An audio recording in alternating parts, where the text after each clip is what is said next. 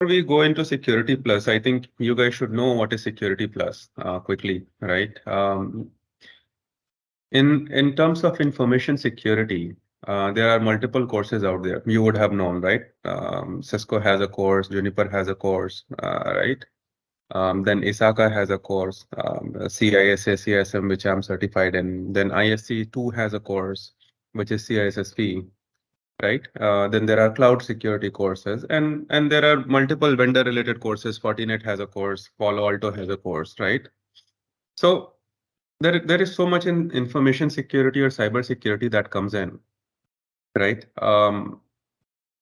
The thing you need to understand is what is security, first of all, right? Is it Palo Alto that is security? Is it Cisco that is security? Is it Juniper that is security? Are they competing in the same space? Like, routers, switches, firewalls. But if you look at this whole picture, larger picture, security is a very, large space. So let me do this. Or if you see on the screen, security has multiple things, right? The way Security Plus looks at it is you have threats, you have attacks, you have vulnerabilities, you have something called design and architecture. This is a very interesting one, right? You have implementation, operations, incident response, risk and compliance, governance, right?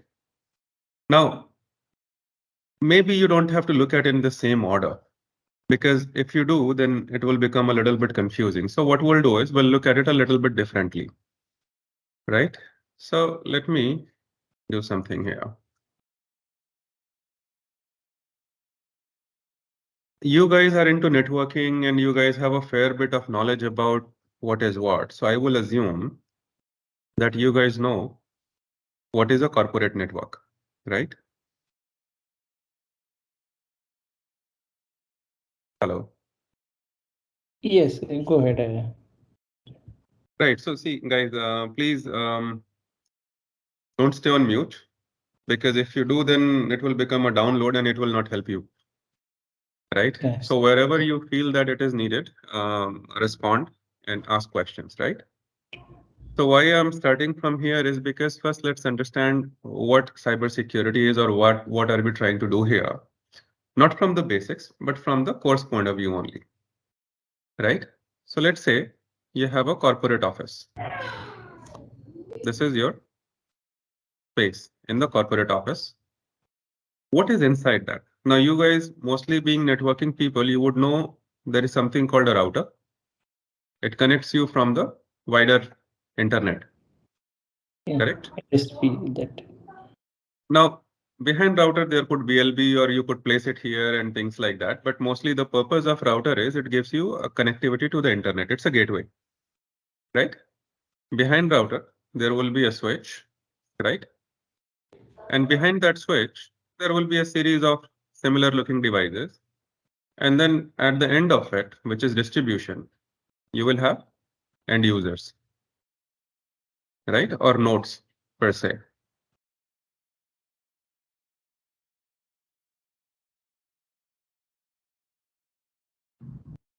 So maybe a server, maybe a end user, maybe a printer, whatever it is, but it is connected through something like this. Now, the problem is you have to secure this.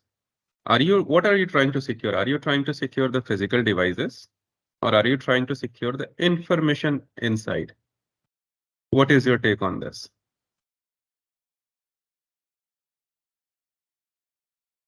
Both we have to secure this information as well as that uh, Perfect. nobody should affect the physical devices also. Right. So usually information security means we are trying to secure information, right? Now the information can be in the physical form, or it could be in digital form, right?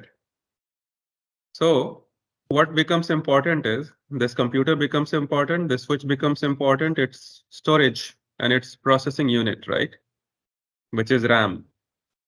All of that becomes important. Same thing here. The hard drive becomes important.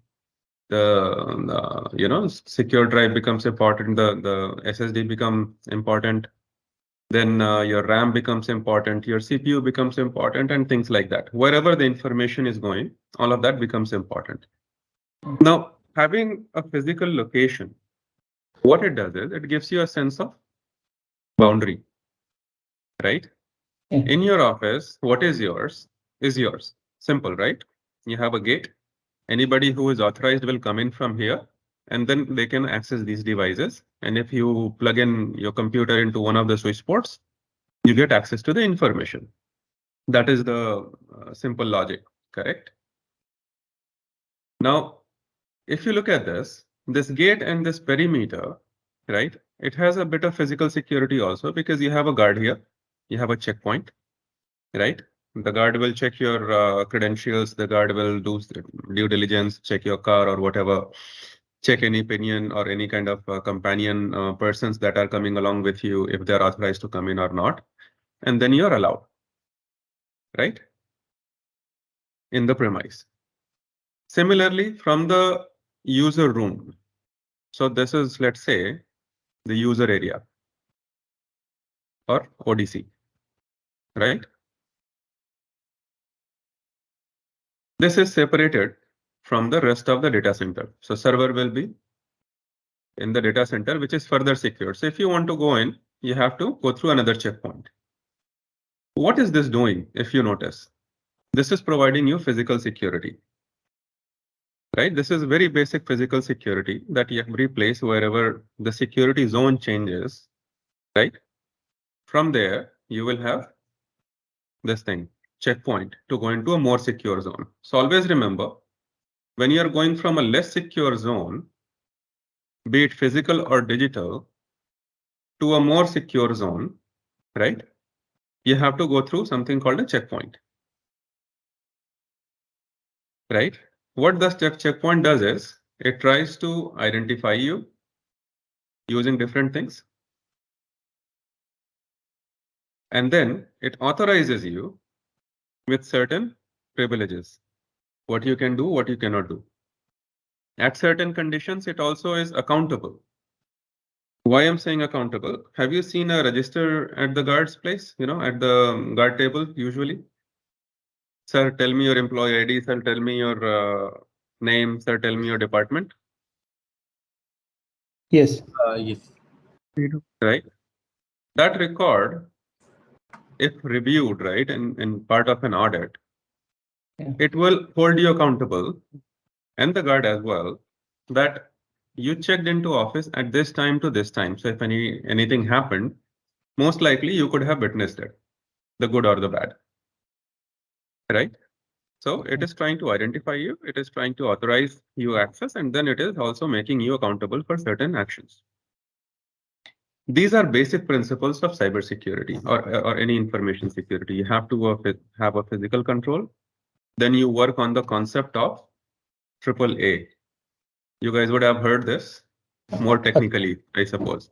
Yeah. Authentication, authorization, and accounting. Absolutely. So identify is nothing but authenticate what you have, what you can demonstrate, and things like that, right? So your password, your ID card, and things like that. Then in line to that authentication, you will have certain authorization, and there will be a log maintained so that you are held accountable. Similarly for devices, right? So this is more of a universal principle. Yeah. Yeah. Now, how to secure this thing if you look at this, right? So let me get another slide for myself.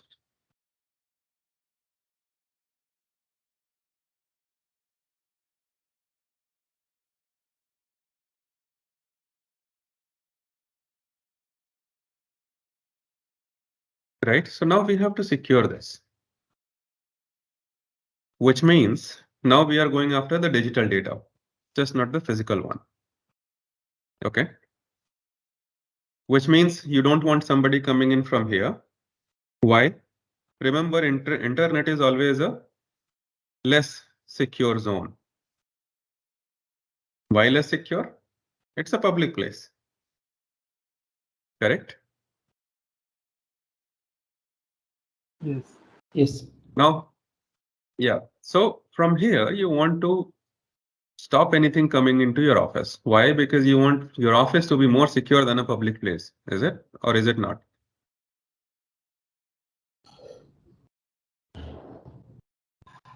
Hello.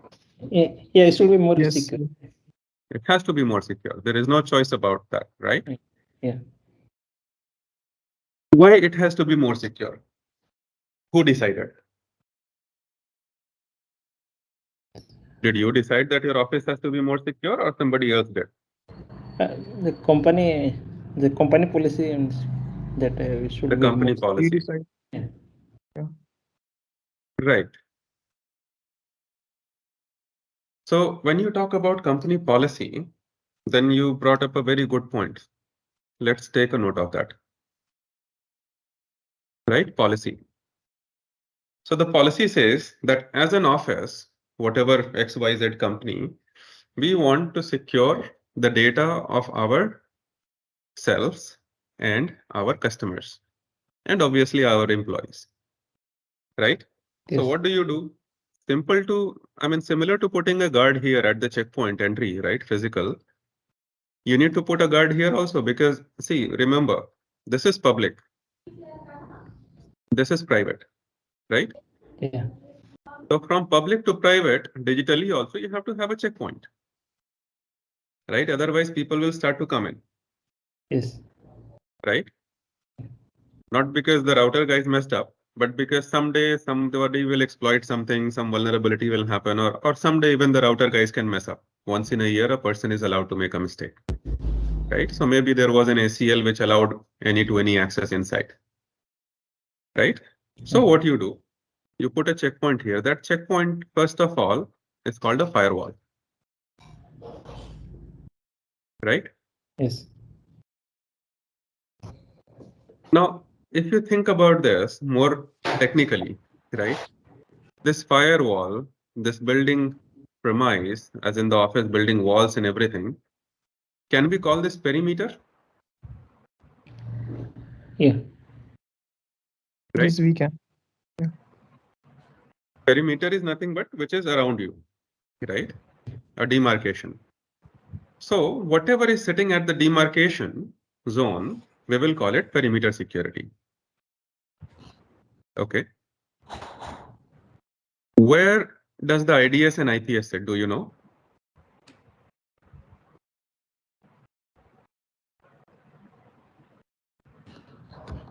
So IDS are of two kinds, Yep. right? One is a host IDS and one is a network IDS. Host IDS means it will sit on one node. You have a server. There will be an agent which will run on this server. You can call this host IDS. What it will do, it will report to its console, IDS console. Why? Because that server is a high value server. You want to make sure that whatever happens on this server or whatever anomaly happens on this server, it gets reported, right? So this is for only high value assets. How about for other of it? So let's take an example, right? You have your own house. In that house, you have a place where you have your small locker, which has mostly cash and jewelry and things like that. For that, you have a better lock. You have a fortified lock and you have a camera installed inside it. But how about your bedroom, right, where you are sleeping? How about your kitchen? How about your bathroom? You don't want that to be secured. You do, right? We should Guys, have common. Yeah. Yeah. We should have common door or something that we have to secure that. Main correct. door. So, right. So you want this to be secured as well, but not as secure as this may be. So this will become your critical asset in a way, critical, or you can call it high priority, right? And this rest, while not high priority, but it still needs security. So what you do, similarly for the rest of the things here, you put a network IDS. Its placement is mostly in front of the firewall. It does nothing but only listens to the traffic. It understands the behavior of the traffic that is coming towards you. Okay. And from there, it detects anomalies. We will talk about that in a bit, right? Yeah. So remember this word anomalies.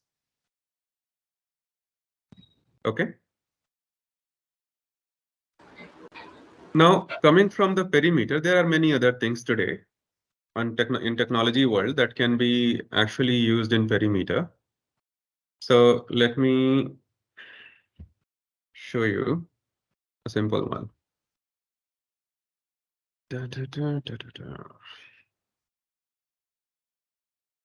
So on perimeter, what all do we have?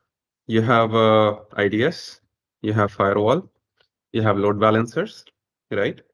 You have Right. WAF, Yeah.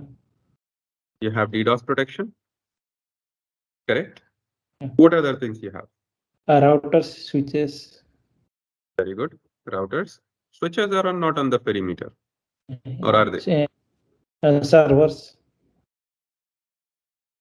Servers can be on perimeter. Okay, we will review that. What else? And storage devices. Come again. Storage devices. No, we are right now talking only about what is on the perimeter. So you remember this boundary, right? Yeah. We are still outside. We have not come in yet, right? Oh. We are trying to secure it from the outside. So we are building a wall, Oh. right? See, remember again, one more concept, very interesting one. Security has a policy. It calls defense in depth, right? Why is it called defense in depth? Because you build layers. So you have the layer 1, which is outer, right? Then you have security inside that. Then you have security further in, then further in, and then maybe to the most critical assets. So for somebody to penetrate, you have to penetrate the layer 1, 2, 3, 4, everything, right? And don't think this is OSI layer. This is all security layers. So right now, we are at just the outer layer called perimeter. Okay. Yeah. So storage, yes, that will be one of the things and very critical one, but it is not going to be on perimeter. Okay. From a Yeah. security device point of view, what else can be on perimeter? Anybody?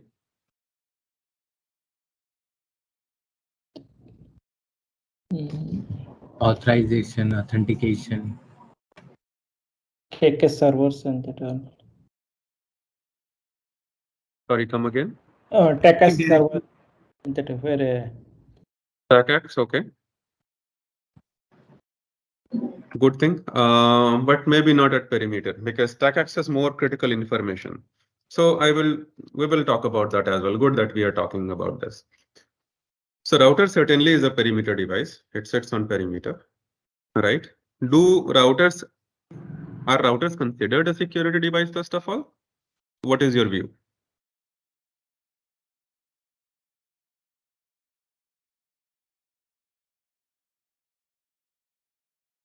yes, that is it has own some features in it's there in router also that we can make it secure.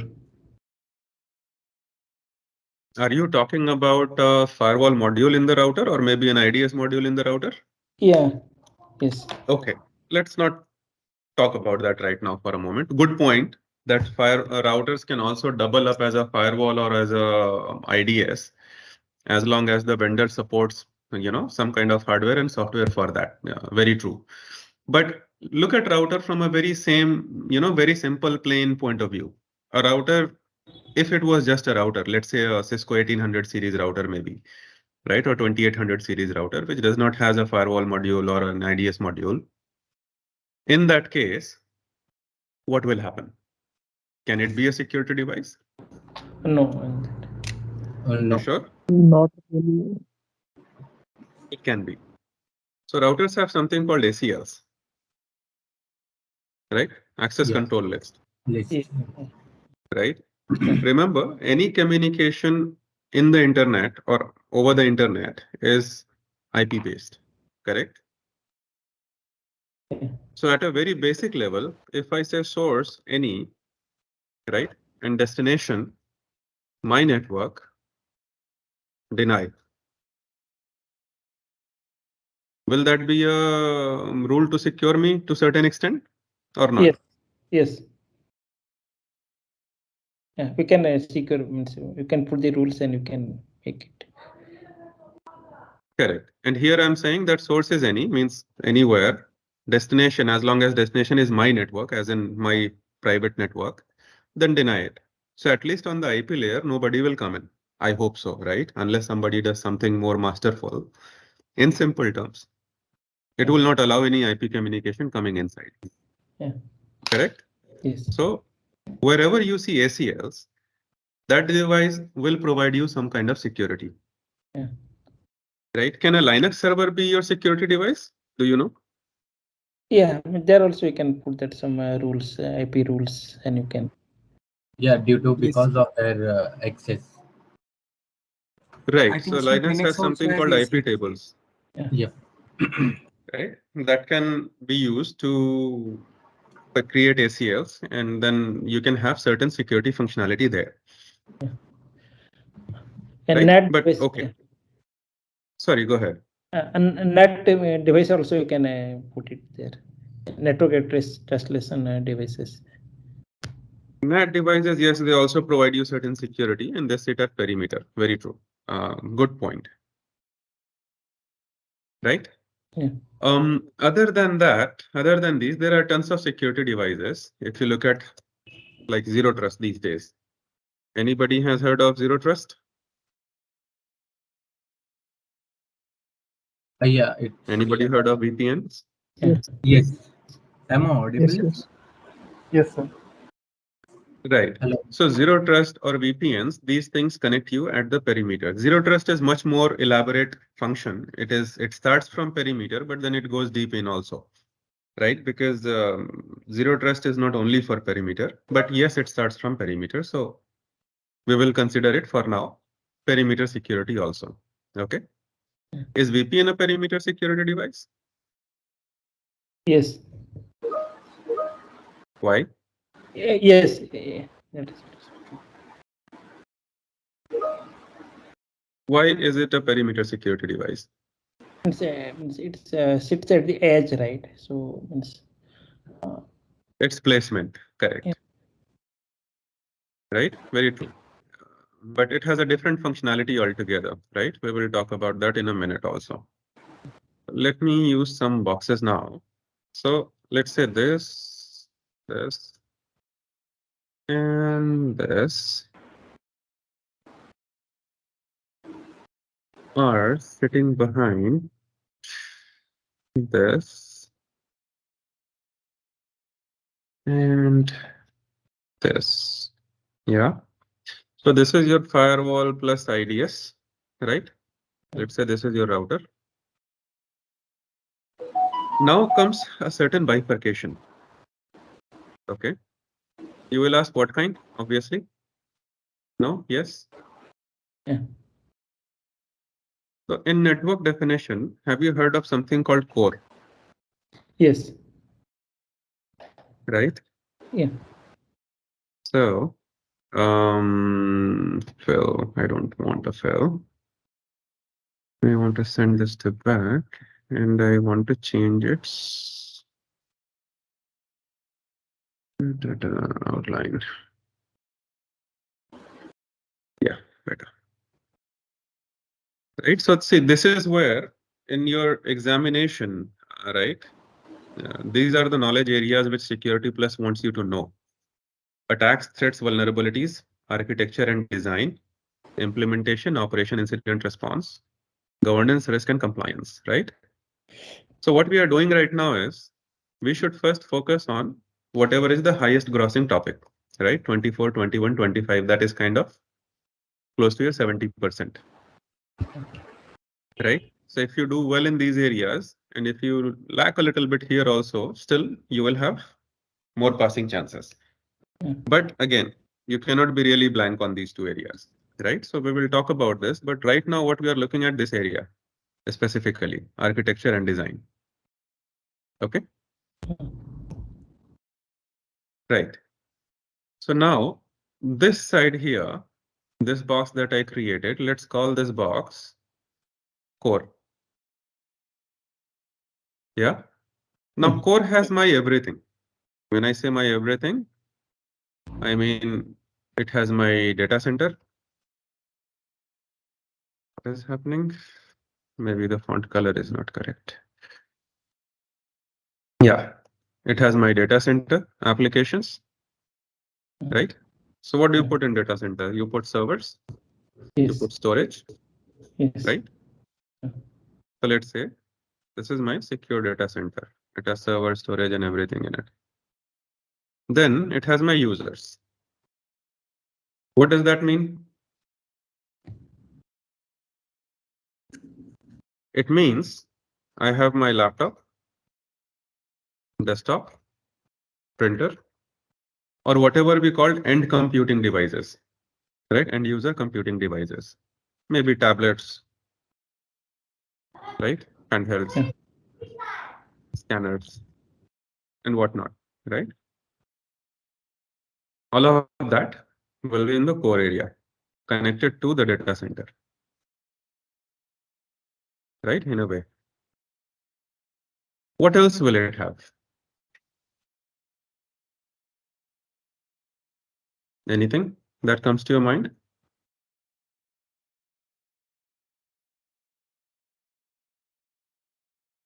Load balancers. Think something more about load balancer will be at perimeter, right? Could be at Yeah. core also, depending on what is the business case. But here, let's say, okay, I will add load balancers here. Know how, right? It will be in your data center, isn't it? Yeah. Okay, so you have your load balancers, you have this, everything. What is still missing?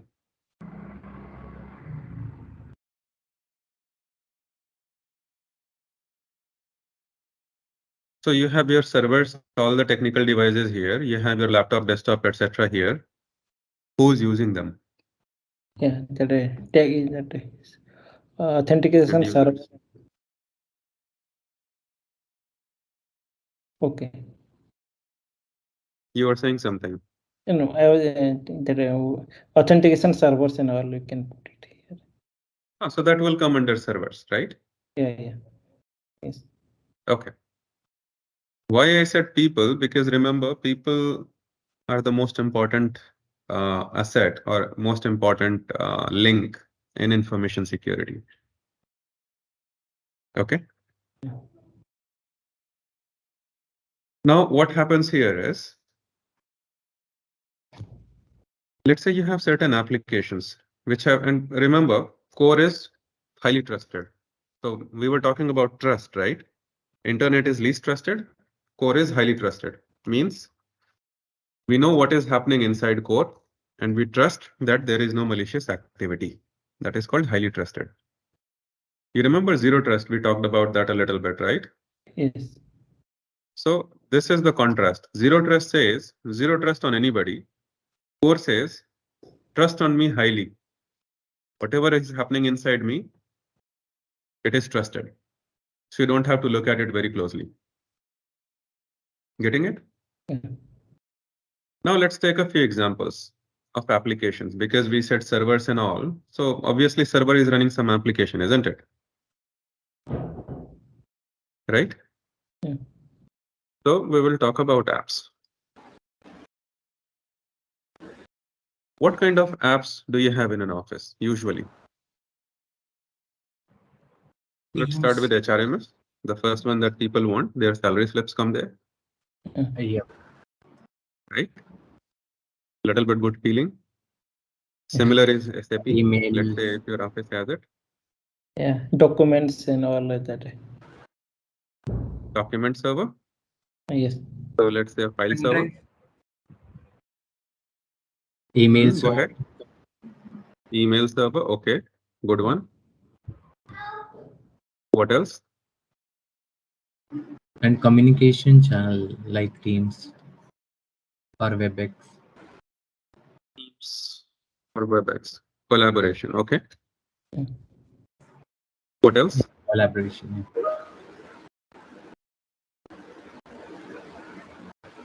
What else? Think And quickly, guys. authentication system where we have to authenticate. Authentication, so I'll say AAA. Yeah, like duo, double authentication. You have two factor.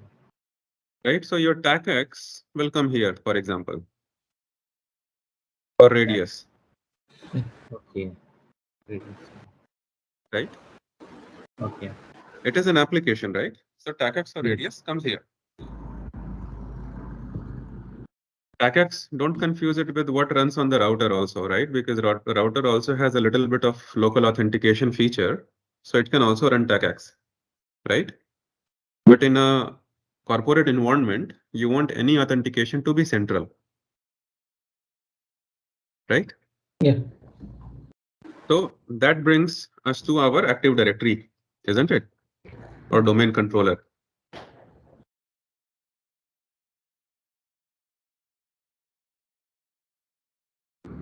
Right? What else could be there?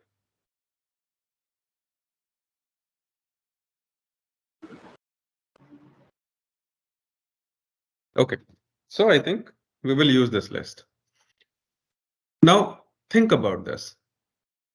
Your email server has a communication back and forth from the internet, very frequent communication, right? Yes. And it also requires constant outgoing connection, correct? Yes, sir. And the kind of ports it needs, are they secure ports or are they not secure ports? So in TCP/IP, we have a concept of ports, right? Yeah. Port Yes. 443, port 80, port 110, port 23, port 22, whatnot, right? Yeah. So the mail server uses certain ports. Can somebody tell me which ports it uses? 25 SMT. 25. And POP3, 110. Okay. Yeah. Am I right? Can somebody Google quickly? Because I'm not very good at port numbers. So maybe 587. POP3, 587. which one? 587. One. Okay, what is that for? Modern email server uses like Modern Outlook. email server. Okay. Yes. Now, see, anything that requires constant incoming connections should not be on the core, ideally. That is the design principle or architecture principle. Why? Because let's say your email server is communicating all over the globe because you want to receive email from every customer in the globe, right? Yes. So if everybody can talk to this guy, this one guy, how easy it is to send something malicious to this guy? It is easy, right? Yes. Because Yes. I have active connection with it, this server, this application. So it is very easy for me to put a code in the mail itself and send it off, Yeah. right? Let's see if I have telnet. I don't know. Windows does not have this built in by default. So telnet is 23. No, I was that you're talking about incoming connection, right? So see, TCP/IP understands things differently. The well-known ports are for incoming connections. Incoming connections. Yes. So all the well-known ports that we know of.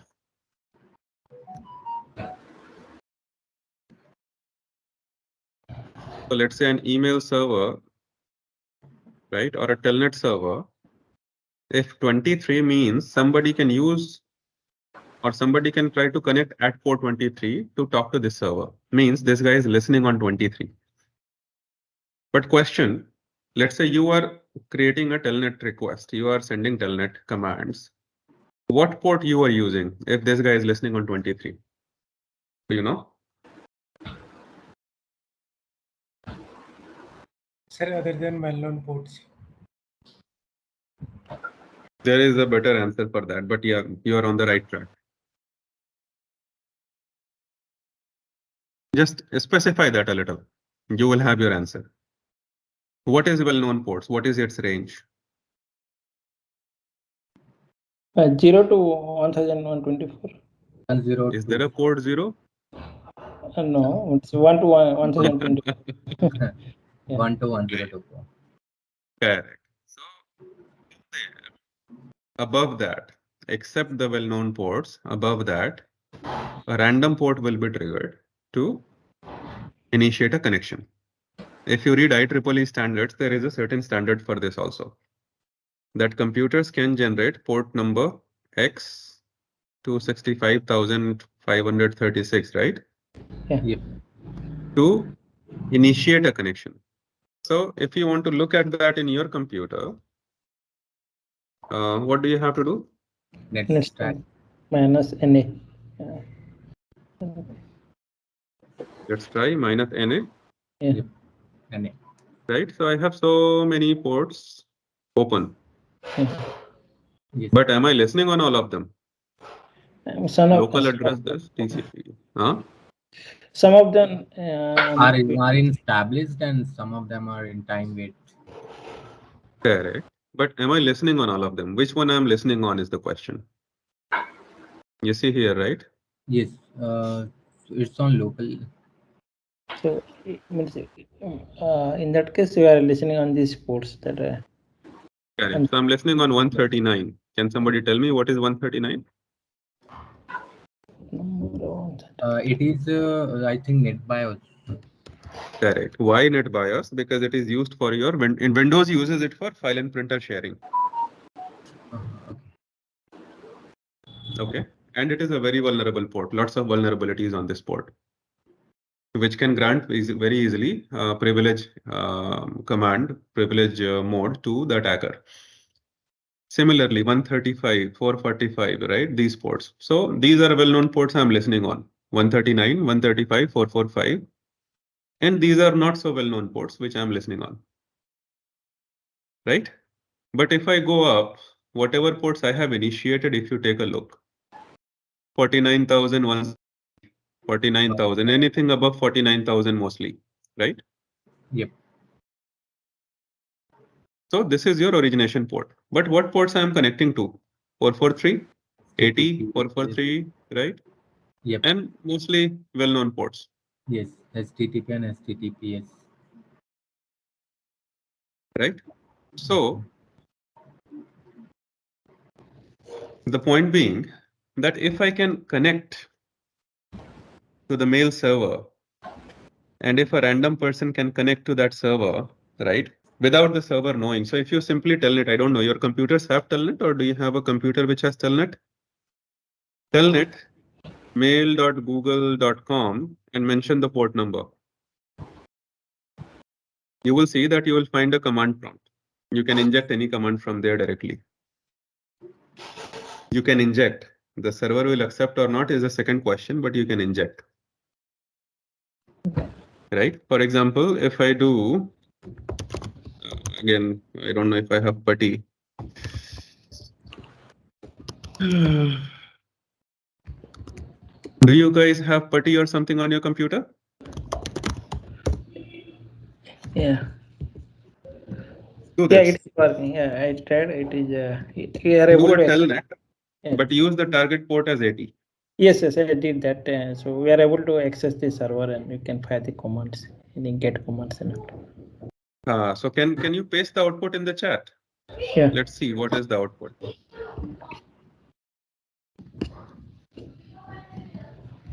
Prem, you are not audible. We have not heard you even once. Sorry, I Sir, missed your chat. I was only saying about other than well-known ports. Got you. Where is how to okay. What was that command? Can you just repeat once again? How to paste that output here in chat? Just right click and paste. Not working? Yeah, I think paste will work.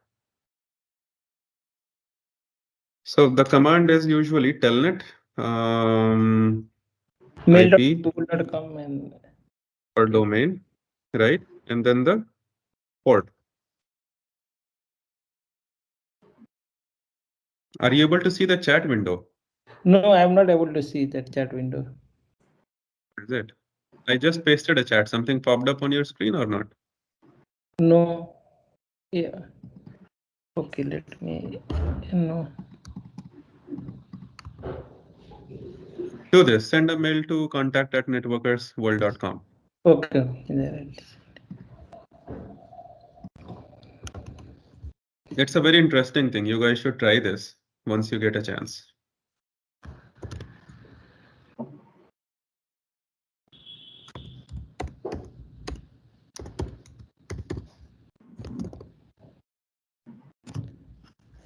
I sent the mail.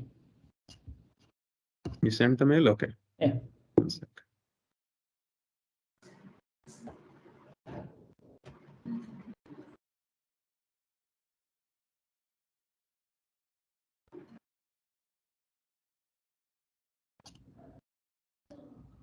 While we wait for the mail, right? So the point was that email server connects to many things incomingly. Similarly, a file server, not a file server, but what other servers you have, right? Which work as a server. For example, your web server. We didn't mention that, right? Web server will have tons of port 80 and 443 connections coming in, correct? Because you want to serve your pages to the world, like Google has. So what you want to do is, you want to move these servers from the core to a certain location, which is separate. Okay? That is an architecture principle. Why you want to move? I will explain you in a minute. So let's say this is that place. Yeah. Now what you did is you moved your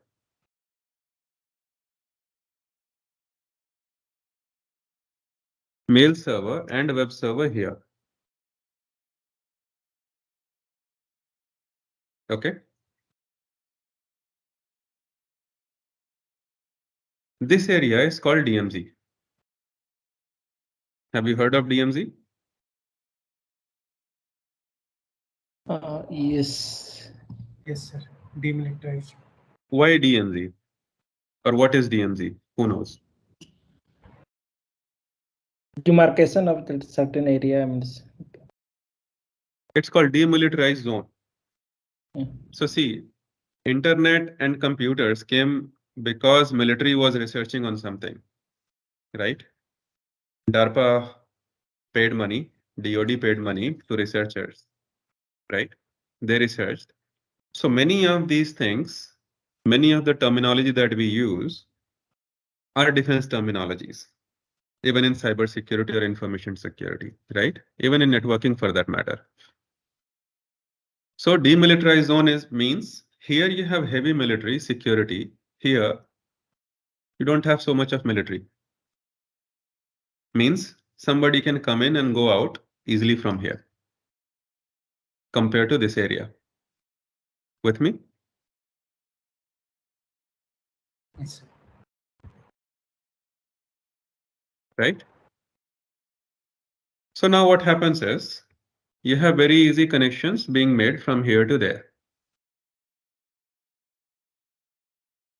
Yeah.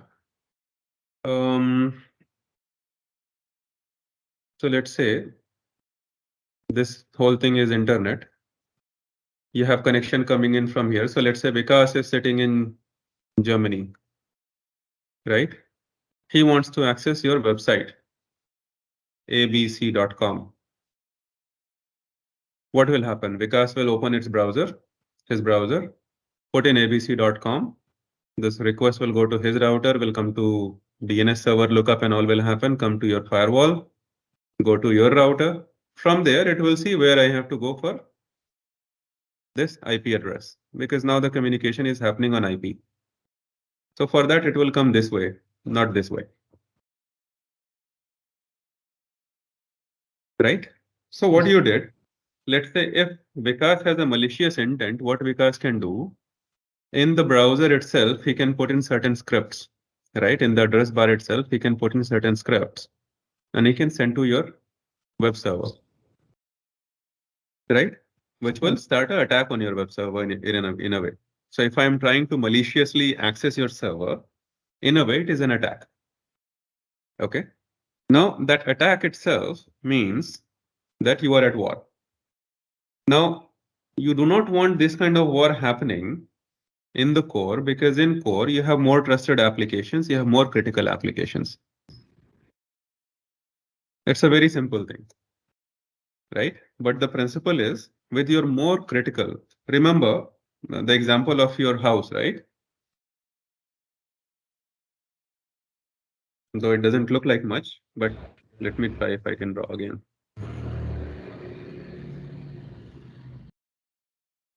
On your screen, if the page has refreshed, maybe this will provide a better clear look. So this is your door. This is your bedroom, right? This is your kitchen, right? Next to bedroom is your bathroom. Here is your secure room. Your jewelry, your cash, everything stays here. Correct? Now, do you want to move the bed into this room or your kitchen into this room? Because, you know, how secure will that be? Will that be any secure or not?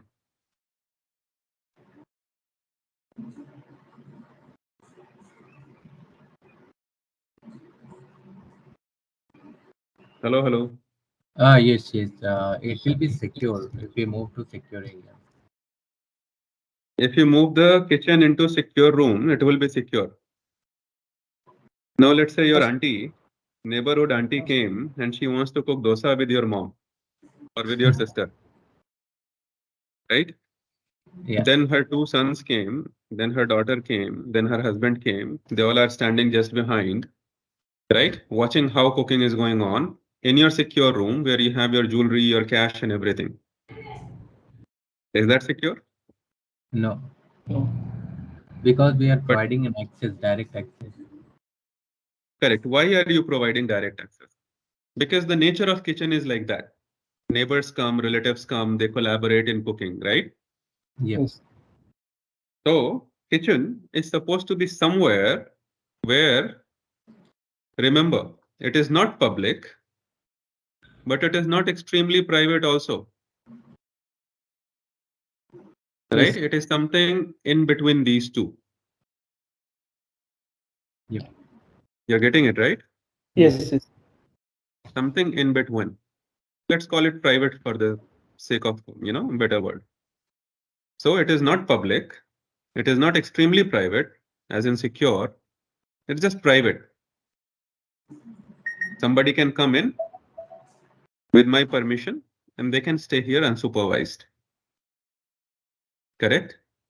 But anybody who can go into your kitchen, like your neighbors, your aunt, your relatives, can they also go in your bedroom? Yes, no? No. Absolutely correct. No.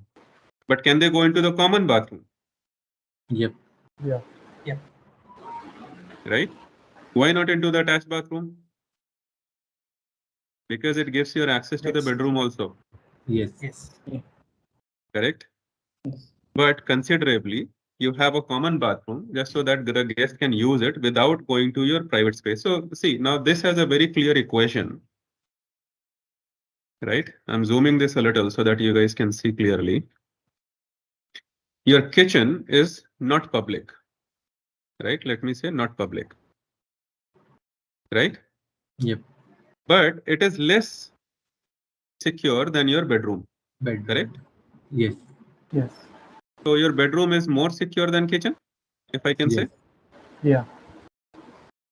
Yes. But your bedroom is less secure than your secure area, which has your jewelry, your valuables and all. Yes. So can I say this is Yes. most secure, Yes. Yes. Yep. correct?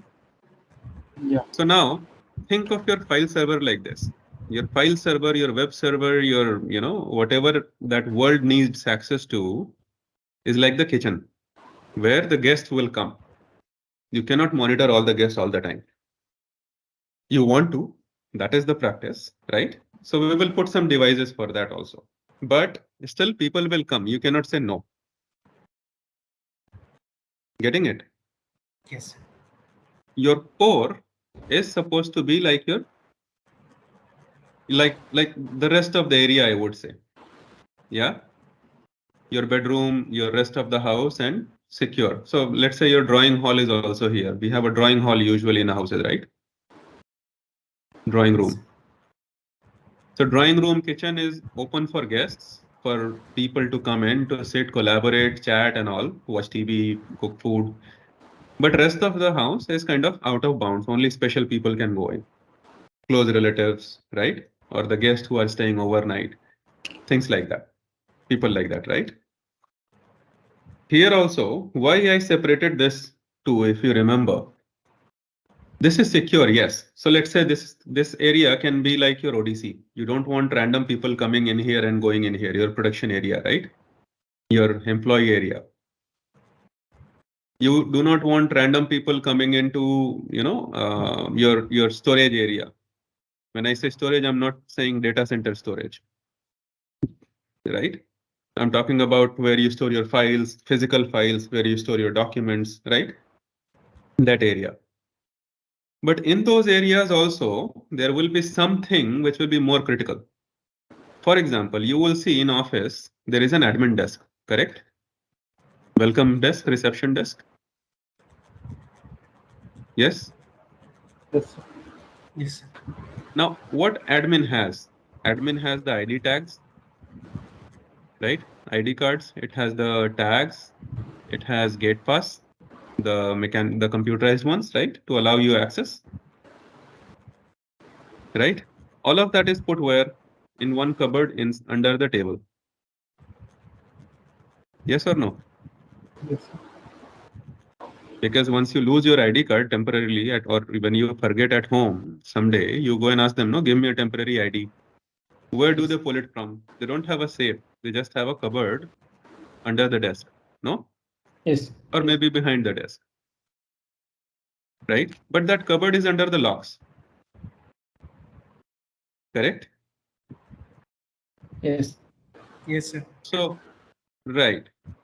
So what happens is from here, if you see, for somebody to come in, this was public. This is like your guest area where people can come and sit. But in this whole area, this is most secured zone, right? It has locks, it has keys, it has people monitoring it and all that. Similar to this. So remember, in the security also, in the secure area also, or in the non-secure secure area also, there can be some places which are more secure or which are supposed to be more secure. I'll give you another example. In your scooter, you will have a dicky, or in your car, you will have a dicky, right? Do you put valuables in them? Your wallet, your wife's bags, right? When you go shopping. Yes. Yes, sir. So that scooter is parked where? Just imagine, in the middle of the market. Correct? Yes. Yes. Yes. So is the scooter safe? In To a a certain extent, non-secure because it is area. locked and all. Yeah. Sorry, come again. Sir, you told that where the scooter sits, I'm saying that it's in a non-secure area, public. Correct. It is in a non-secure area, but your wallet is inside the diggy of the scooter. Yes, sir. That's secure. So that diggy for the moment becomes the most secure area, isn't it? Yes. Even if somebody takes the scooter away by just dragging it around, they will not be able to open the dicky unless they break the lock. That is the concept, Yes. isn't it? Yes. Similar concept apply in cybersecurity also. In here also, right? So DMZ, remember, internet is least secured. We talked about trust, right? So least trusted, right? This is Yes. somewhat. This is somewhat trusted, and this is highly trusted. Okay. Yeah. In this highly trusted also, there will be something which management use terms like crown jewels. We call them CJs, right? Or we call them critical apps that cannot go down. For example, if you are Amazon, you will never want your website to go down. That's your business, right? If you were Google, you will never want your website to go down. But if you were Indian Railways, before the website came in, what will you not want to go down?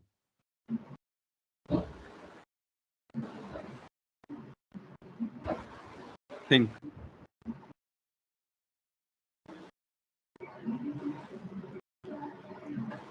Can You you will come not on? want. Huh? Can you repeat it once? So let's say Indian Railways, Mm-hmm. right? We talked about Amazon. Amazon's business is what? .com. We .com. talked about Google. Business is what? .com. You Com. don't want these things to go down. In Yeah. case of Indian Railway, what you don't want to go down? Ticket booking systems. Yeah, ticket booking system. Perfect. Perfect. So they also have a .com, but more than that, they have counters, ticket Yep. booking counters. If you want to continue in the business, you don't want this to go down. Yes. Similarly for the bank, right? While the business happens online also, lots of transactions and lots of different customer dealings happen in the branches. You Yes. don't want branches to go down. You remember in COVID days also, the branches were open. Many branches were open. Yes. Bankers had risked their life. Why? Because that's their business, right? They have to be in the branch. Yes. I have a friend in SBI. So I heard the stories firsthand. So if you guys also have some friends working in the banks, you will know the stories firsthand. Right? Yes. Point being, in every organization, there is certain critical system which you don't want to go down, which you don't want to be impacted because of either outage or because of a cybersecurity issue or whatever comes in the world. It doesn't matter. You don't want it to go down. With me? Yes. True. Yes. Right. So that means in the core, which is highly trusted, there is some area which is even more critical, which has these applications and these services in it. Correct? Yes. Now, if there are some critical applications, guys, by the relationship, by the relativity, theory of relativity, can I also say there will be some critical servers? Yes, no? Yes. Yes. Applications will run on servers, obviously, no? Virtualized or physical doesn't matter, but they will run on servers. Then can I also say that there will be some critical people who will run these applications and server? Yes, sir. Somebody has to run the machine, right? So this is how your architecture is usually defined. You need to always remember what is trusted, what is not trusted, what is somewhat trusted, right? And what has to be secured the most. For example, we say in information security that information has to be secured, right? But if you go to Networkers World site, there is a lot of information about me which is on the public domain. Do you think I'm trying to secure that? Yes, sir. Yes, no? No. Correct. But it is information, isn't it? Yeah. Then what am I trying to secure? So that brings me to another point. Information has classifications, Yes. right? Yes. Based on the classification, you decide where to put the information. You put it here, you put it here, or you put it here. Just like your house, no? In this secure area, you have your jewels, you have your sale deed, your house sale deed, you have land papers and all.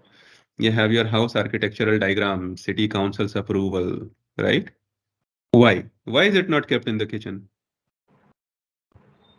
Because, Everybody sir, can we don't access. want to know Not want to let anyone know about the website. Okay. So let's say you don't want anybody to see it. So access is a problem, correct? Yeah. So let's note it down. Access is a problem. What else can be problem? Damage, right? Kitchen has oil, kitchen has water, kitchen has fire. What if it some days catches fire or gets wet? Done, Yeah. Yes. right? Your life is sorted again running in the offices. So damage is another problem. Yeah. What is another problem? What if somebody takes it away with them? Theft. Theft. What is another problem? What if somebody copies it, takes out the mobile, clicks the photo and goes away? Yeah. Infringement. Isn't it? Yeah. Yes, sir. Okay. What else could be the problem? Anything else comes to mind?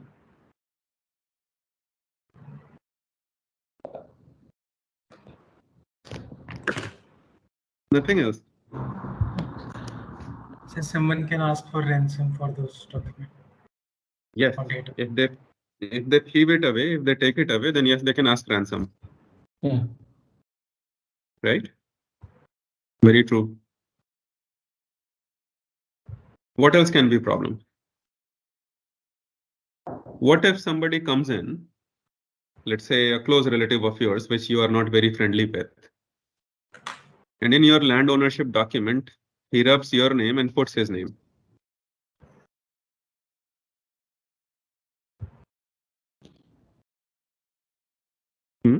Yes. Identity theft. It is not identity theft. He is not taking your identity. He is changing the document that you have, that your house is now his house. So rather than your name, he puts Vikas Kumar. And then instead of your father's name, he put my father's name. Then what happens? Still a problem? Yeah. Yeah. Actually, conflict. And It is not conflict. It is integrity. oh, yeah. True. Yes. Yes. Yes. The integrity of your document is changing. Yes. Yes. Now, integrity, remember, is a function of access. If you allow access, then integrity issues can happen. Right? Yeah. Because again, if nobody has access, let's say I have a file on my computer. That computer is not connected to internet and it is locked in my cupboard. Nobody has access to it other than me. Do you think anybody will change that file? No. Correct. No, sir. Only if I allow access, either I give the keys to somebody else, let's say my wife, my kid, my relatives, my friends, right? Or I put it on internet, as in I connect the computer to the internet so that some connections can come in. Somebody can do some fancy stuff and alter the document. Then only it becomes a problem. So integrity is a function of access, but integrity is a problem. Correct? It's a big problem. Right? Let's say somebody, now we were talking about your house here. Somebody goes to a government office, which is not very great at security. Let's say electricity office, and adds 2 zeros in your electricity bill. Yeah. Hmm? Yes. A very big problem, isn't it? Yes. Yes. True. So this is what we are trying to secure. Remember, the basis of information security is 3 things. CIA, not the American CIA agency, okay? Central Intelligence Agency. Can somebody say what this is? CIA? Yes, sir. Confidentiality, integrity, Integrity. availability. Availability. Yeah. No, not authorization. Availability. Yeah. Okay. Right? Yeah. Availability to authorize people. Yes, absolutely. But again, take example of my website, right? If you go to Networkers World, there is some information which I have authorized everybody to access. That's why it is in the public domain. Yeah. Correct? There is some Yes. information I don't want you guys to know. I don't want anybody to know. So it is not in the public domain. It's kept private, confidential, Yes. right? So it brings a couple of points. One, CIA is the basis of information security, right? Yes. 2, information has classifications. Yeah. Right? Yes. What kind of classification? That public It can be and public, yeah, correct? It can be semi private. or semi in between. Semi-private, it's Yeah. called confidential. Yeah. Then it has highly private, it's Yeah. called secret. Secret. Yeah. Right? Somebody watching TV? Match going on? No, sir. Okay, so public, private, confidential, and there is a top classification you can say, maybe secret, maybe something else. People call it differently in different organizations, right? Somebody calls it highly confidential. Strictly Somebody calls it secret. Somebody calls it something else. Yeah. Okay. With me? Yes. Yes. Yes, sir. Right. So let's say if I have a public document, should I put it here in the most critical of the areas, or where should I put? Sir, in the DMZ area. Yeah. DMZ. Yeah. In the DMZ? You sure? Yes, Yes. sir. Anybody has confusions? Great. So I'm calling this area CJ. So the public information will go into DMZ most likely because it is open for people to access. Yes. Where should I put the private ones? In the core area. Or In this area. Now, where in this area? In the CJ area or in the normal core? I mean, to some security or what? CJ. It depends. No. It should not go to CJ. CJ is crown jewel, right? It's like your jewelry room in the home example. That is what is called crown jewel, remember, right? In the olden days, the kings used to wear jewels in their crowns. And those jewels were a sorted one because obviously the king has to wear it on his head, right? So any jewel will not do. Any random common jewel is not acceptable. So those are very selective, expensive jewels. From there, this term is coming, crown jewel, right? So crown jewel is something which is very rare, very private to you, very close to you, very dear to you. You're wearing it on your head, right? So Sir, private then DC. information. Yeah, sorry, come again. So then we can put up this private information in DC. Correct. It will be in DC, but in which section it depends on the use case. So remember, information classification is dependent on the use case, right? And the information contained in it. So let's say if the information, the private information, and many people get confused here also. I don't know in your office, do you have a document classification or not? So let's say if you open a Word or if you open an email, do you have to classify your documents?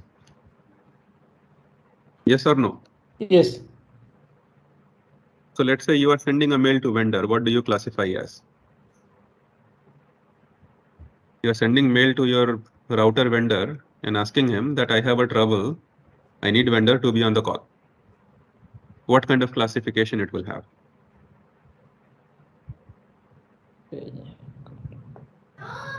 It's private and they should not share that information that whatever contents. It will be private, you say? Yeah. Okay, good. Why private? Because it is not public and it is not confidential either. That is why you are telling it to vendor. Yeah. It's So a again, specific based, vendor. yeah. So based on the information and the use case, right? Now let's say you are sending a mail to your HR saying your salary has come wrong. Here is the attached salary slip, but the calculation is wrong. What do you classify this email as? Private. Private.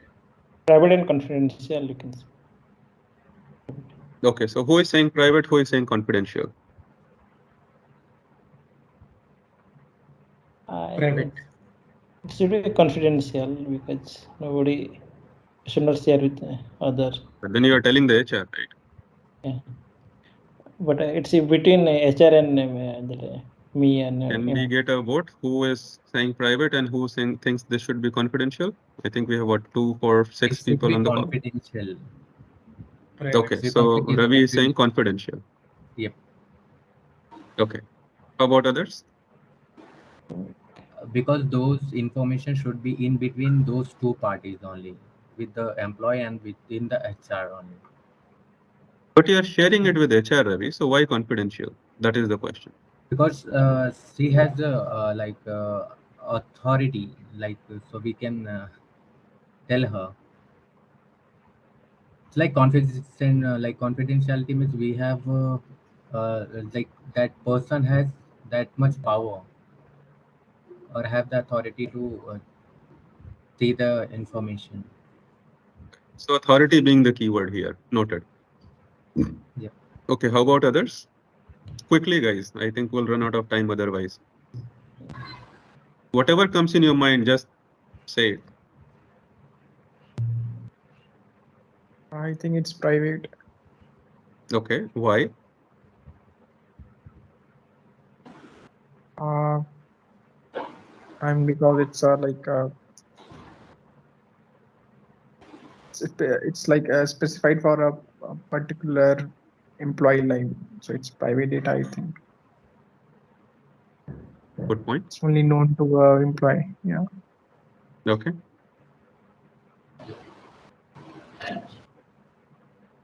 Tom? When we say confidential, right, it means we are sharing, but it means that HR should not share with any other employee. It means we are giving some kind of, I mean, instruction. Means you can say that that document is highly confidential. I mean, we should not share with, or if it is by mistake share with any other employee, then it will be a problem. So the salary thing, that's why. I think if it's already known to a multiple persons, then it should not be the confidential information. It's not anymore confidential. If HR is already knowing that, employees also knowing that, then it's not Good confidential. point. It's a private. I think Anurag is very quiet. Anurag, can you hear us? Exploit.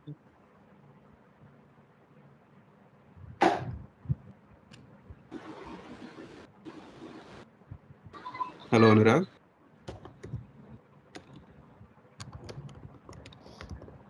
Okay. Maybe he's not able to hear us right now. Prem, you already took a side, private or confidential? Sir, I'm confused. Something. It seems like it's both not to take a side on confusing for me to take a side between private and confidential because, sir, Go on, go on. for HR, it's because HR is the only person who is authorized to see that kind of data. So it's so he is an authority. So it seems that that data is confidential as well, and it's private because only the particular HR only can, or the HR in the company can have the authority, or they can only visualize the data. So it's not public to me. I mean, the whole company employee salary data, I'm talking about that. So I Right. see Whole in this way. companies you should not look at because that will confuse you more. Right? See, data classification, and thanks for bringing this point up, right? We were missing this. So the question is, who should define, right? So the first thing, who should define? Let's start from there. Information classification is always done by the information creator. Who is creating the information? Either you or somebody else, a person or a computer, right? But if you are creating information, then you are the responsible person to add a classification to it. Public, private, confidential, whatever, right? Yeah. You can go wrong. So that is why the information classification or the creator always has the aid of policy. The information security policy of the company, of the organization will tell you very clearly what data is private, what data is public, what data is confidential, right? It is supposed to tell you. If it doesn't, then the policy is inaccurate. That is why in your security plus course also, governance, risk and all is a section now in the version 601. 501 did not have governance in it. Okay. So you talk about policy. Policy should tell you that any data, which is a personal data, this is kind of, let's say, one of the principles, right? Any personal data is confidential. Okay. Now, salary is your personal data. HR knows it because they're authorized by certain authorities to know that thing, right? So let's say you're just not your HR, but the whole team may know what is your salary. They will have access to the system to check it. Correct? But from that group and you, if you form that as a bubble, right? If you call that a group, yourself and the HR team, that information should not go beyond that. Right? So how do you define classification? The creator defines it with the help of policy, with the authorized people in mind. Who is supposed to be the authorized people or intended recipient of the information, right? Information should remain in that group only. That is the logic of applying a label or a classification. See, information for a company is supposed to be shared. Very plain and simple. No information in any company is created just because I should have it. Let's say, take example of your land deed, right? The government body created it and gave it to you. So now there are two people at least who know about it. Yes. There could be more because the clerk who stamped, the officer who signed, the clerk who verified, right? The clerk who took fees from you, they all have seen the documents. Yes. But why are you putting that in a locker? Because you don't want more people to see it. Maybe you don't want your kids to know about it. You don't want your relatives to know about it. They are not public. You don't want the whole world to know about it. That is the public, right? Yes. But still, even the most confidential information is shared between at least two parties, correct? The government body and you, correct? Yes. Yes. Similarly, very secret documents, like you would have heard of so many conspiracy theories, did US land on moon? But somebody would have created a document up for that and shared internally with his officer or her officer, Yes. correct, no? Yes. So they are marked confidential or secret or whatever, top secret classification, but still it was some sharing happened of the data internally. Similarly, in a company case, your company's financials, how much is your company making? What is the cost? What is the profit? What is the, balance sheet looking like? What is your CEO's salary? What is your board of members salary? All of that is highly confidential. But you think your HR does not know it? He knows. Because they are the She ones knows. processing the bill every month, right? Yes. Yep. They are processing everybody's salary in the company. That includes your CEO. Correct? Sir, It's can just I say that. something? Yes, please. Sir, that then in this case, it's a confidential. It's not private. It's confidential. But why I'm saying it, because the salary person knows his salary. It doesn't mean that he is authorized by a machine, uh, but the HR is in a means in a way HR has given him authorization by sending him his salary slip or by the application when he gets the salary. Correct. Very Means true. the kind of authorization that HR has, he doesn't have that kind of authorization, but he can see his salary and that's confidential to him. and also Correct. known to HR. Now, confidential in all these tags also means something more. So we talked about two parties, right? One is the creator, the other is the recipient. Correct? So let's say I created your salary slip, I gave it to you. I'm the HR. Yeah. Let's say we don't have a very fancy system like HRMS and all. So I created your salary slip, I gave it to you over email. I tagged the document as confidential. Why? One, it is for you and your eyes only. You should not forward it to anybody else, right?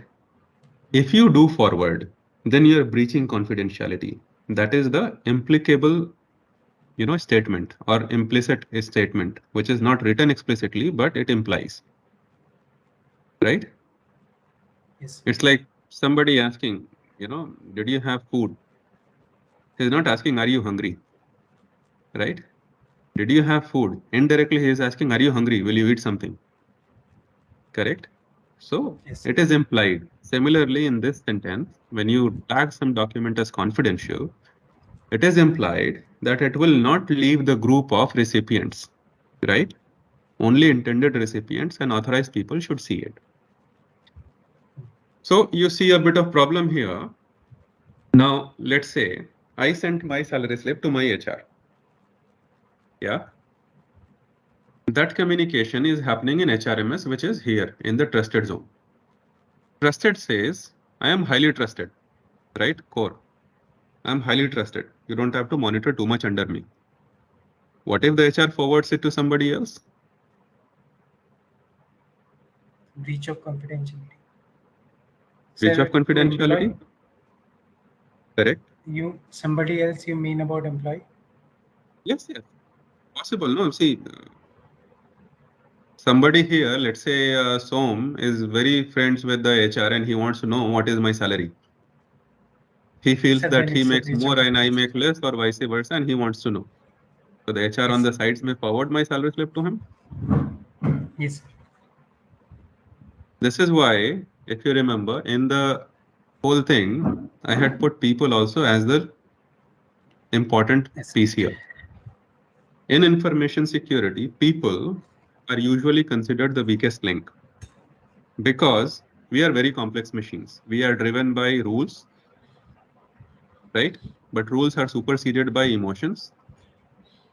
Emotions are superseded by desires and pain, right? And so on and so on and so on. We are like onion ourselves, right? Yes. So what will trick you? What will trump you? What will make you go crazy? Nobody knows. And if somebody figures, then they can use you in a certain way. So we will talk about that in the attack section. Okay. So coming back to the topic here, trusted says everything happening inside is trusted. You don't have to worry. It's fine. But there can be situation in trusted also where breach happens, right? This example just proves it, that you forward it to somebody or somebody in the middle. So let's say, let me clean this up a little. Let's say somebody, where is my mouse? Okay, here. So let's say this is your computer, correct? It's going to a switch. I'm going a bit technical here, okay? From here, it's connected to HR system, right?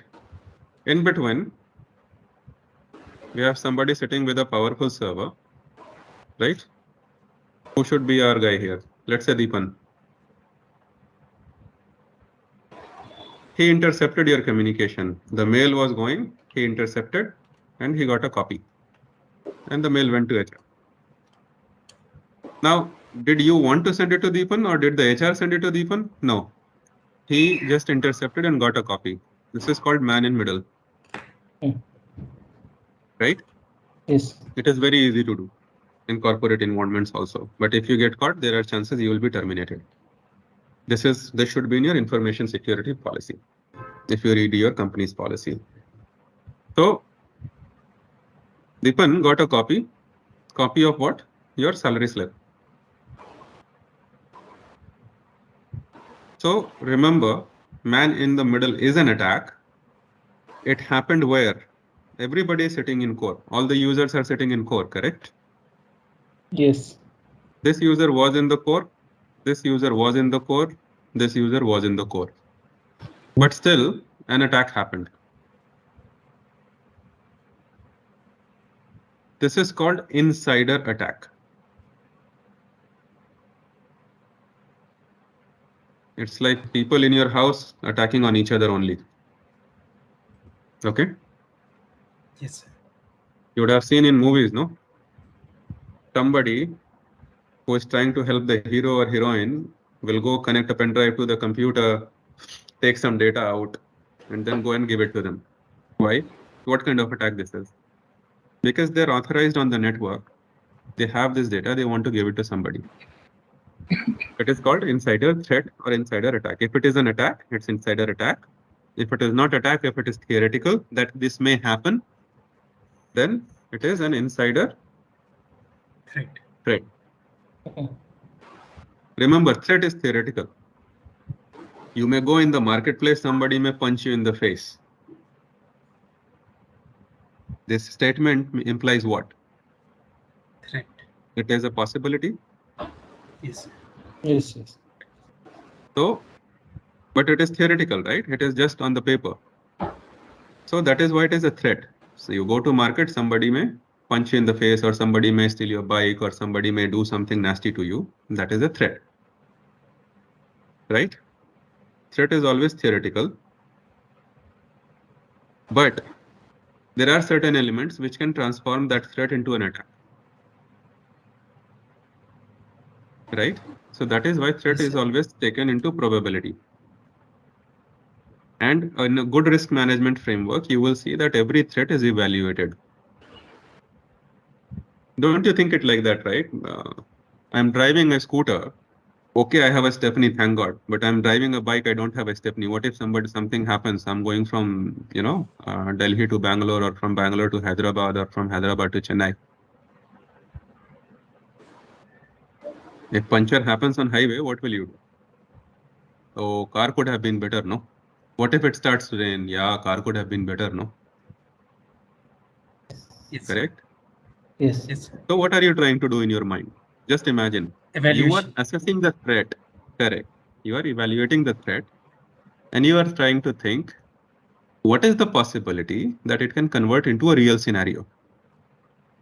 So then you will say, okay, let me look at the weather. I will go to internet and check up the weather forecast, right?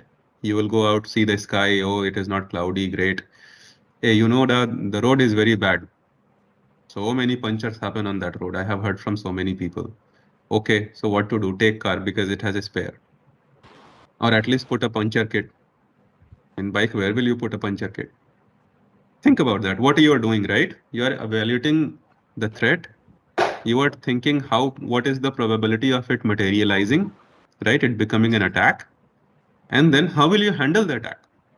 In car also, you will see many people carrying spares, then after spares carrying a repair, kit, puncture repair kit. And then after repair kit also, they will carry an tire inflator. You have seen that, no? Or Yes. not seen? Yes, sir. Yeah. Right? So what are you doing? You are actually doing all the risk assessment here, but you just don't realize it. You are assessing the risk, you are checking the probability, then you are taking actions on what if it becomes true? What if it materializes? So if the tire puncture happens, you have a repair kit to repair the damage. Then you will drive certain kilometer with less air maybe. Or if you cannot, then you have a tire inflator, portable one within the car, which you will plug in and fire it up, and then pump the air in the car back so that you can drive longer. This is all happening after you have a spare. Imagine, car usually has a spare, right? Yes, sir. Yes. So this is risk assessment in the core. This is how you do risk assessment in practical also. Yes, there are more elaborate steps, but this is a very simple view of risk assessment. Sir, it's before the attack and after the attack, both, no? Again, So, it's before the attack and after the attack assessment, both are done. Oh, yes. So let me initiate another slide because this one is becoming messy, no? So see, we were talking about a couple of things, right? We did a threat assessment, right? We call it assessment or evaluation. There is a certain probability attached, right? Yeah. Then there is certain skill set attached also, remember. Without skill set, it will not happen. When I say skill set, I mean situation in private, in real life. You're driving in the car, but if you drive on the center of the road, the chances of you getting puncture is less. But if you drive too much on the sides where more of the dirt and the waste is, then the chances of the puncture is higher. Correct? If you Yes. drive too much on the soil, the chances of puncture is higher. Right? So then there is a certain skill set. If these two combine well, then you have an incident. Right? Yeah. Yes. Incident is what? In our case, it's tire puncture.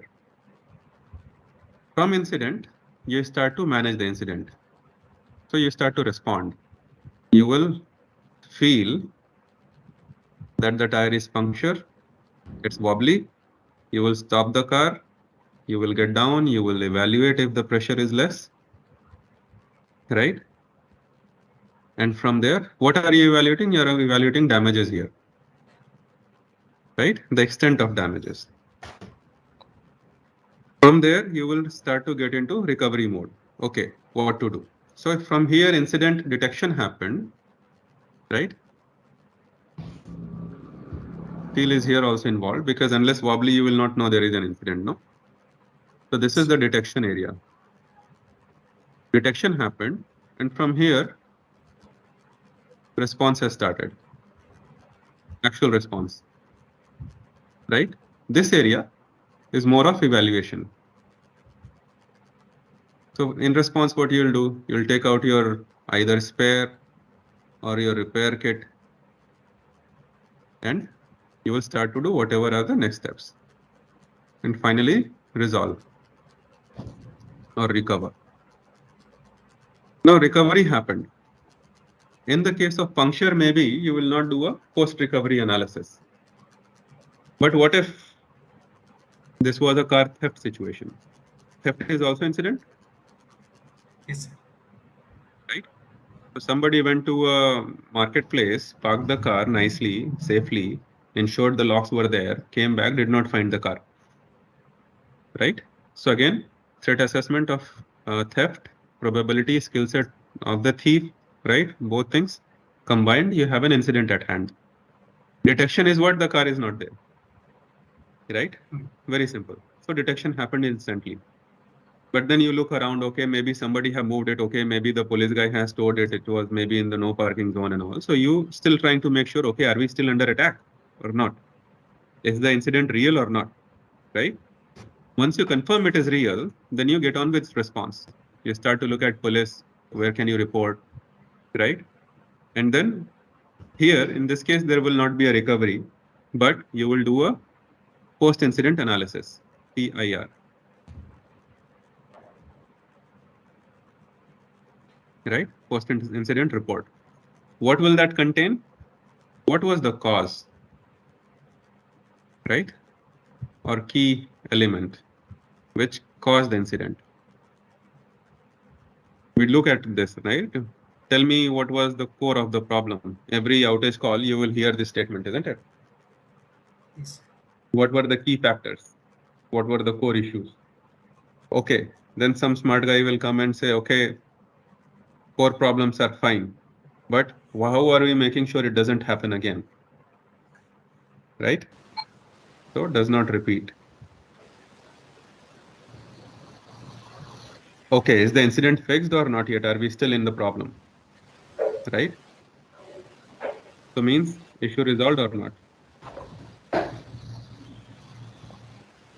This is RCA in simple terms, root cause analysis. This does not repeat is what? preventive action. This issue resolved is corrective action. You take some corrective action to resolve the issue. With me? Yes. Yes, sir. Okay. Any questions here? Sir, after the incident happened, then also we verified that is incident real or not. Yeah. Do we do this kind of thing as you stated in your example of car theft? Right. So let's say, and it happened to me, right? I was in Bangalore. Okay. I went to Commercial Street for shopping. So I consciously took a scooter because car, how many of you know Bangalore very well? I am in Bangalore. Who, Prem or Deepan? Dipan. Deepan, okay, good. So see, Bangalore has this, and every city has this, right? It's a core marketplace, very Yes. crowded, right? It's like, an ant cannot even crawl in there very easily. So Commercial Street is like that for Bangalore. Okay. So I went there, parked my scooter, came back, did not find it, and I was like, what the heck? Okay. So now think of it. The incident has happened. And here I will break it down further to you. So I am saying incident has happened, remember, right? But I am still trying to evaluate whether it is an actual incident or not, these steps, right? In cybersecurity or in ITIL framework terms, this is where we touch a little bit of ITIL, okay? This is called event. This is not called incident yet. Okay? An event has happened. What is the event? My scooter is not there. Now there are some steps to take before I can say this is an incident or not incident. Getting it? Yes. Yes. So an event has happened to me. What is the event? My scooter is not there. Yeah. Who took it? A person took it, or some authorized person took it, or my friend took it, or my wife took it. So now I am evaluating. Yeah. I brought the scooter alone and I have the only key. So nobody else took it. Authorized, right? Nobody else authorized took it. Clear? Yeah. Then who else can took it in an unauthorized way? That I did not authorize. So I am bound by law and there are law enforcers. So police. Police can actually tow the scooter. It is very easy for them, right? So now there are two situations. One is check with police. And then if they say, no, they don't have my scooter, then report a complaint or confirm, or rather not report a complaint, but confirm theft. These are only two steps I have. Because I don't have it. Police does not has it. These are the only two guys can have. So if these two are no, then the logical conclusion is my scooter is stolen, Yes. right? So I inquired with near shop guys. They said, yeah, the police was here. They actually took some of the bikes from here, also a scooter. Which color, I don't know. I was busy. I said, fine. Where do they take it? They pointed me in a direction. I went. I waited for half an hour. The shopkeeper also gave me a call number, a phone number. He said, usually police wala will be reachable on this number. I said, fair enough. I called that gentleman. He answered. He said, we are coming. I don't know your scooter number yet. So we are coming. You wait. He came after 30 minutes. And then I saw my scooter on the truck. So I was relieved. Okay, chalo. It is not stolen. It is with the police guys. Yeah. So means my event, did it become an incident? Yes or no? According to the criteria I have defined here, Yes, sir. it did or it did not? Yes, sir. It became. It did not, no? Because I have two criteria here. Not with me, not with police. Then only confirm theft. And then it becomes incident. But it was with police. Then it's not an incident. Yeah. Then it is not incident. According to the criteria, right? Yeah.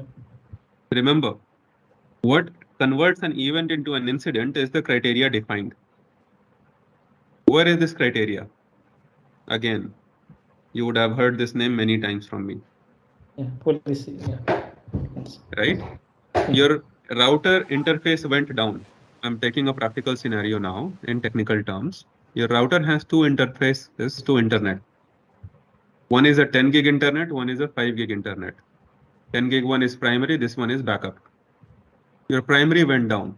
Within 3 seconds, router flipped it to the backup, internet came up. Nobody realized in office. Is this incident or not incident? Not an incident. Huh? Not an incident. Why not? Because you have the backup, right? Means within the Sir, disturb the business, means it's going on. Means if there is because no in See, there So was an because outage, right? 3 seconds, but there was an outage. yes, but that is minimal. Nobody realized that there is an. Correct. So your framework says if the outage is, let's say, less than 5 minutes, right? Or minimum outage, this is one criteria, right? Remember, I had put two criteria here, right? Interface going down is an event. If you look at this thing is an event. Yeah. Okay. Now, event becomes incident or not. So you do go to your policy and see what was the policy. Was the downtime more than 5 minutes or less than 5 minutes, right? Then how many users impacted? Maybe 10 users, maybe 100 users, maybe 1,000 users, right? Yeah. How much of revenue loss? So once you put this into these criteria, you will know whether it is a low priority incident, a medium incident, a high incident, a critical incident, or no incident. For example, many times in the networking world, interface flaps, right? Yeah. There will be a quick outage, maybe a second or maybe 500 millisecond, and it will restore itself. Or, it will go down for 3 seconds and then it will restore itself. It does not become incident. It does not become something on which you go on to a major incident call, right? It does not become an organization-wide issue. Why? Because of these criterias, because of these definitions. Where is this definition? It is always in this document, policy. Yeah, policy. right? Yes. Yes, sir. So your Security Plus course talks about threat assessment. It talks about incident management, IRT. It talks about policies and procedures also, right? Now, what we did not address so far. So we spoke about design and architecture. We talked about implementation. We have not addressed the operation. We spoke a little bit about incident response. And how much time we have, guys? 1 hour or half an hour? 50 minutes. Half an hour. Half an hour. Okay. So remember one more thing I will tell you, very key thing. Security Plus is an important certification, yes. But it is a mile wide and an inch deep kind of certification. We usually say this for CISSP. Why I'm saying this is because I have looked at the course content very detailed, and all the topics are covered, but very briefly, very, very briefly. Maybe if you look at the document, if you look at the student book itself, some of the topics are covered in a paragraph. Okay. For example, incident response itself, there's maybe 1 or 2 paragraphs.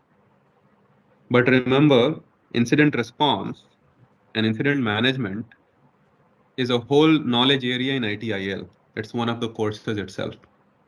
So it can be that elaborate. But do you need to know it at that elaborate level right now in Security Plus? Maybe not. That is the point. With me? Yes. Yes. And this is a Security Plus is your vendor neutral or Come again, a little no? louder, please. This Security Plus certification is a vendor neutral, or means we have to be specific based No, on it is any. vendor neutral. It's vendor agnostic. Okay. It talks in general about security, right? Covering these areas, these topics, threats, attacks, vulnerabilities, security design and architecture, implementation, operation, and many things, right? And what I'm trying to do here is I'm trying to give you a perspective of concepts. Because see, it is easy to remember the concepts. Yes, it's true. Yep. And the way Security Plus starts, if you look at the book, I don't know if you all have it. It starts from threats, right? So if I give you the definition of, let's say, 50 types of threats, what is phishing, what is wishing, what is, anti-spam, what is this, what is that, you will be confused because those things are more like definitions. You have to just read them and remember them, right? I can explain it to you, obviously, but anyways, you need an understanding of yourself first. You need to read, understand. If you have questions, then I can explain, Yes. right? Yeah. But what I'm trying to do here is I'm giving you the concept, which is not only useful for Security Plus, but in any information security journey. If you choose to, work in information security, it will be helpful to you, right? Yes. And it is Yes. directly related to Security Plus. Yes. Yes. Okay, Yeah. right. So now we spoke about these things. We have to touch base on threats, attacks, vulnerabilities, risk compliance, and governance. Okay. So who can tell me what is a vulnerability? We spoke Sir, about threat, it's right? yes. Okay. So in how many network engineers here? One, two, three. I think everybody here knows network pretty much, right? Yes. Yes. Okay. So tell me in the network case, what could be a threat in your definition, not information security, but what is the threat? In how many ways can an outage happen? So threat is something that will harm, maybe Correct. physically or virtually. Right. Imaging?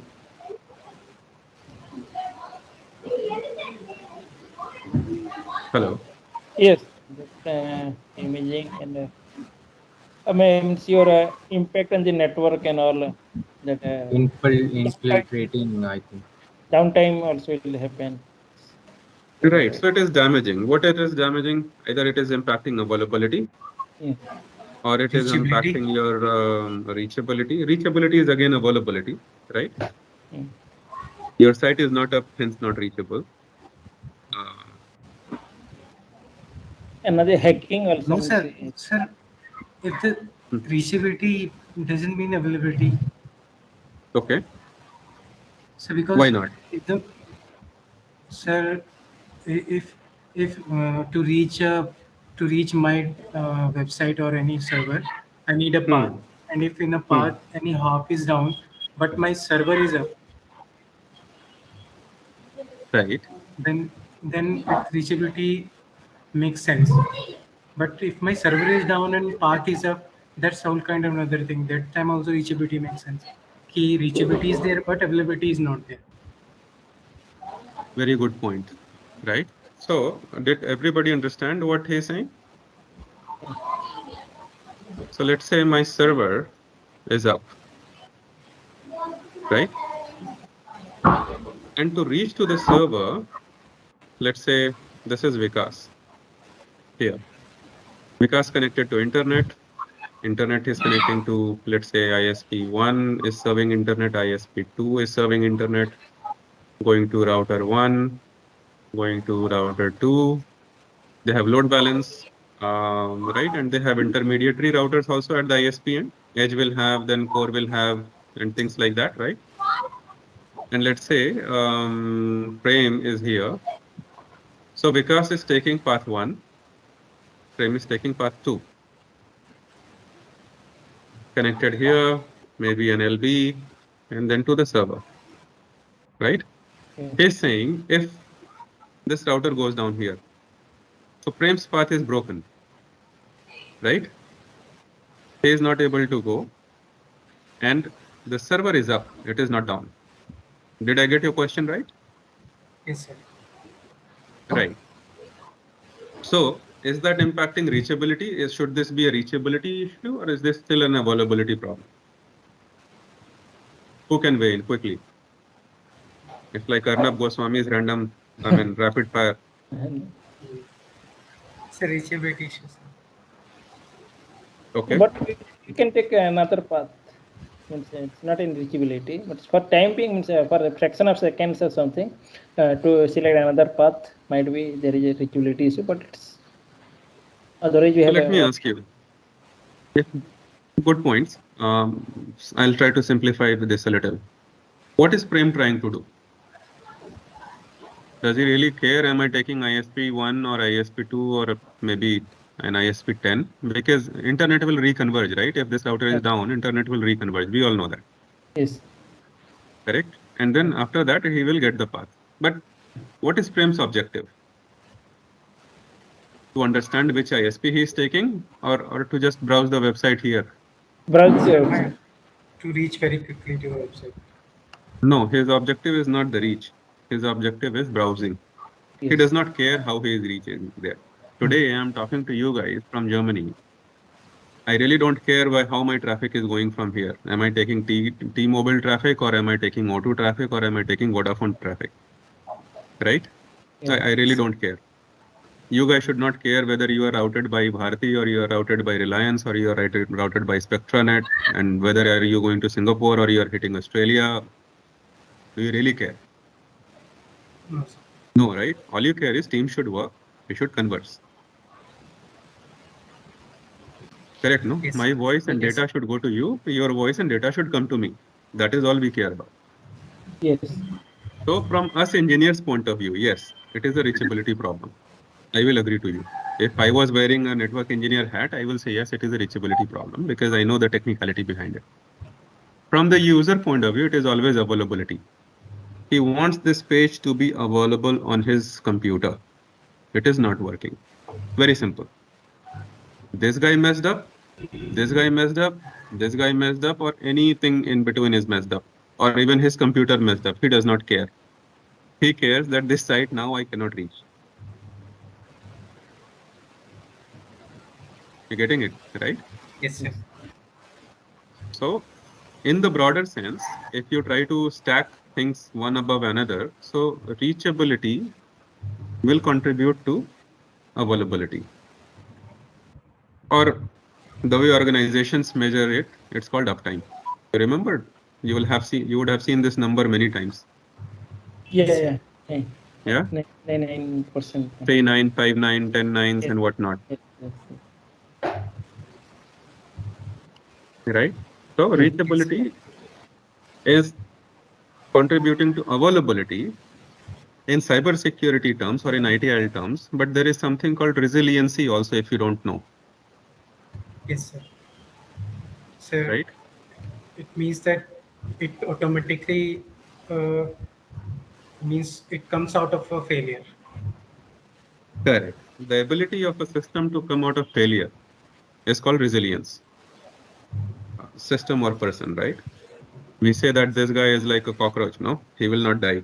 You would have heard this in the movies, right? Yes, sir. So what is he trying to say? Is he trying to demean the guy? No. Cockroach has this very good trait. No matter what part of his body you cut, he will still come back. Right? No matter of what kind of condition he is in. Is there a fire in the house? Is there water in the house? Is it so wet? Is there no food? He will still come back. Right? So he is trying to appraise that thing and say, okay, the guy will come back. That is the good thing. He is so resilient, the guy will come back. Yeah. Yes, sir. Right? Out of any So difficult situation. Yes. yes, true. So availability contributes to resilience. And resilience contributes to something called reliability. So reliability nowadays is the ultimate goal of any organization. I don't know if you have heard of Google's SRE. Have you heard about it? Site Reliability Engineering. Yes. R Yes. in that is reliability.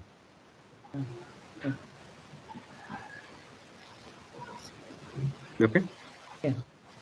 So see, in information security, I told you guys CIA, right? So remember, CIA is for information security only. There is world beyond that also still.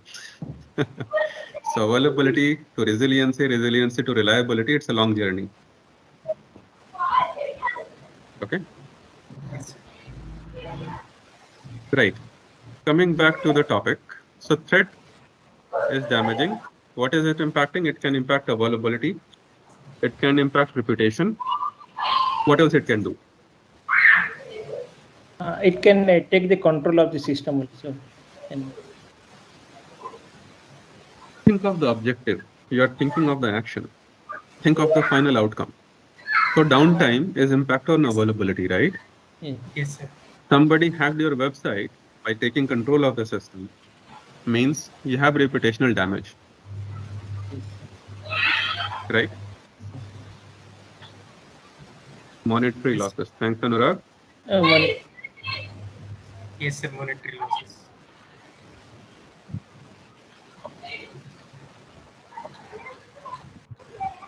Monetary losses. And if monetary losses and reputational damages are there, trust me, regulators are looking at it. So there will be a regulatory impact, right? Sir, what does it So this mean, is regulatory impact? regulatory impact means that there are certain regulations of different industries. For example, insurance industry is regulated by who in India? Do you guys know? SEBI, SEBI, Security Exchange Board of Yeah. India, Yes, sir. right? If I'm not mistaken, in the acronym. Then banking is regulated by RBI, RBI. right? Yeah. Health is regulated by global standard. I ICM. don't know if India. ICMR, correct. Thank you. Right? So these are regulatory body. And if they realize that this threat became damaging to any of these because of the negligence of the organization, then there will be a regulatory impact. Why? Because the organization has a certain commitment to the government, to its users, to its people, right? Let's say Coven portal was down for 2 days. Who is impacted? Users. Who cares about? Government. ICMR, they are the regulatory body. Yes, sir. No, Coven says, I mean, the Coven people who manages Coven, be it NIA or be it any vendor, Infosys, TCS, Tech Mahindra or whatever, right? Let's say if this was a vendor managing it, just assume for the sake of discussion, okay? Yeah. So let's say if a vendor was managing it, then Coven can say this was because of the vendor's issue, Mm. correct? Possible? Yes. For example, in our networking world, usually we say, no, our router is up, boss, but the ISP is down. No, what can I do? I have failed it to the secondary link. Speed is slow, Yes. correct? Yes. Similarly, you can always say that the vendor has a problem if the vendor has a problem. No problem there, right? You can say that. But there has to be somebody accountable. Either it is vendor, either it is the team managing Coven directly or whomsoever, but there is somebody accountable for that problem. Now, the problem can happen because of many things.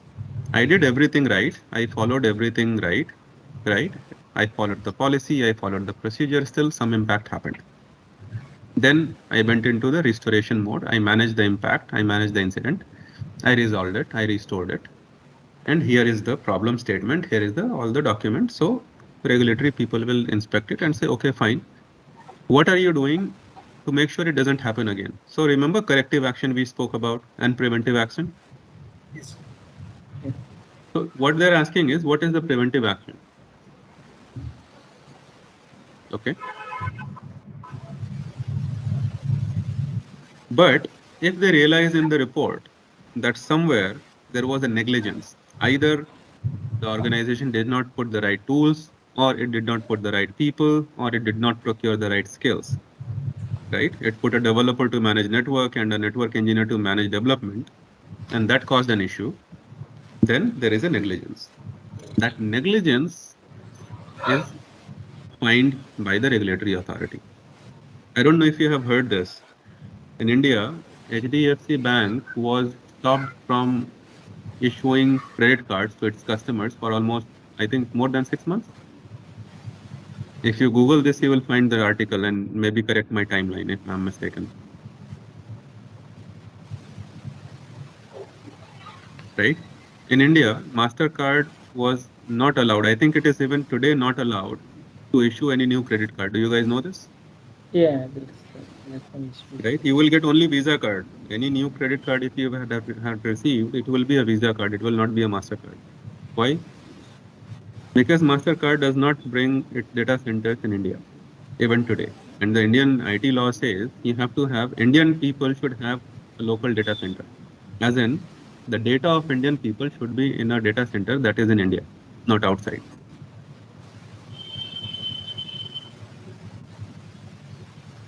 Yes. Am I confusing you guys or? No. No, sir. Okay. Too much quiet, so I thought, okay. So, sir, So regulatory impact in total means that regulate those regulatory bodies can stop you for giving that services in which you have negligence, data part or security part. You're trying to say they that? can do many things. They are kind of the most powerful, right? Because they are driven by law. They pass laws. They don't make policies, right? They make government level policies. So they can fine you a little. They can fine the Oh, company a bit. yes. Let's say they can fine the company $100,000, $500,000, $1 million, or whatever, right? In financial fine. So that will be a further financial loss or monetary loss. They can also say for certain period X to Y, you will not be able to operate, right? So that will be even Yes. larger fine because think about it. If your business is selling card like MasterCard and you're not able to sell your card in India, how much of impact that is? One of the largest market in the world, Yes, right? sir. Again, monetary loss. So first is regulatory impact that the regulatory body had to sanction you. And because it made you stop your business, there is a further loss that, okay, now you cannot make any more money from this market, correct? Yeah. So it's first money loss, then again money loss, bigger problem, right? It can also tell you forever you cannot do business. MasterCard example, right? MasterCard has a unlimited ban on itself. Unless they bring the data center to India, they are not allowed to operate. And it's not much technical. See, these companies, large companies, they follow GDPR. I don't know if you have heard this. This is a Europe standard, right? They follow privacy standard from US, right? And they have data centers in those regions to meet these standards.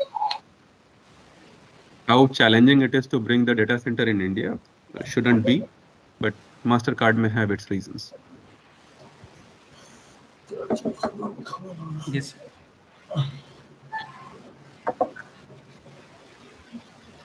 Yeah. So we talked about threat. Now vulnerability. What is vulnerability?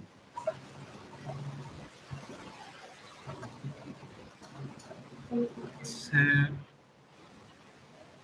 a system weakness to get attack. Correct. It's a system weakness,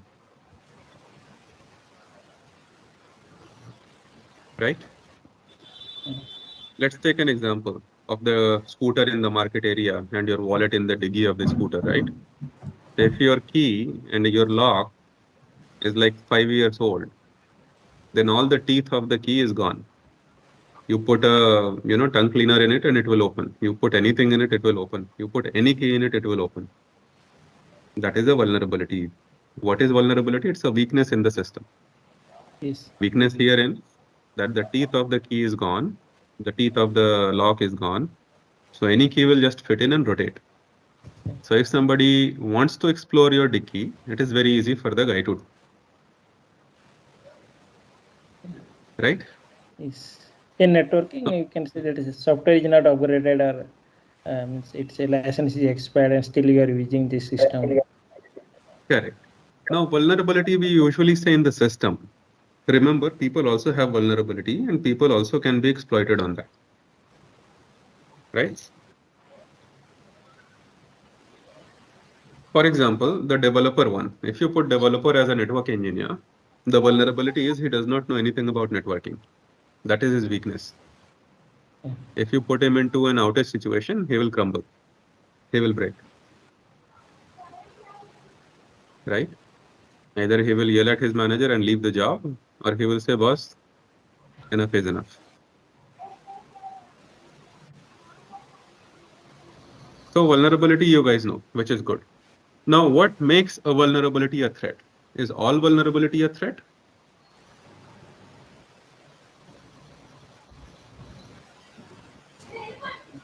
That is difficult. It's very difficult to judge. So I'll simplify it. Yes, all vulnerability is a threat. Any kind of weakness can pose a risk. Yes, it's a threat. But if you put it in a probability scale, let's say from 0% to 100%, 0 being least chance of happening, right? And 100 being high chance of happening.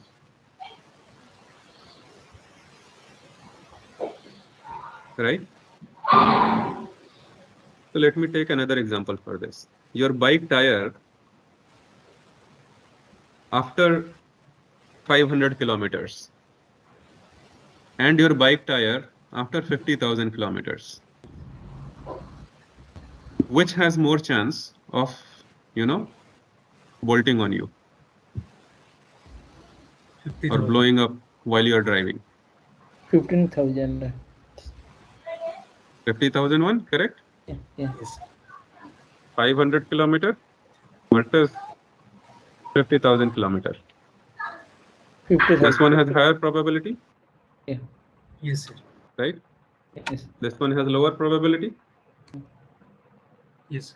correct? Yeah. Isn't it? Yes. I'm not hearing too many responses. Yes, What sir. happened? Hungry? No, no, it's, No, sir. yeah. Okay. Somebody dropped off, I guess, right? We were 6 people. Anurag is there. Saurabh dropped off. Okay. No problem. And one Ravi was dropped. Ravi was dropped. Okay. No problem. So least chance, right? Sorry, my bad. So this has higher probability. So what do you fix first? You will change your tire when 500 kilometer is done, or you will try to change when you are hitting 50,000? 50,000. Because if, Correct. Why? Because this has higher probability of becoming a threat, right? But in between vulnerability and threat, so there are two things, right? One, we said possibility of exploit, right? Means what is the possibility that this vulnerability, this weakness can be exploited, can materialize into a problem? This is the keyword here. Remember, possibility of exploit. Okay. So vulnerability, if exploited, becomes a threat and is also a risk.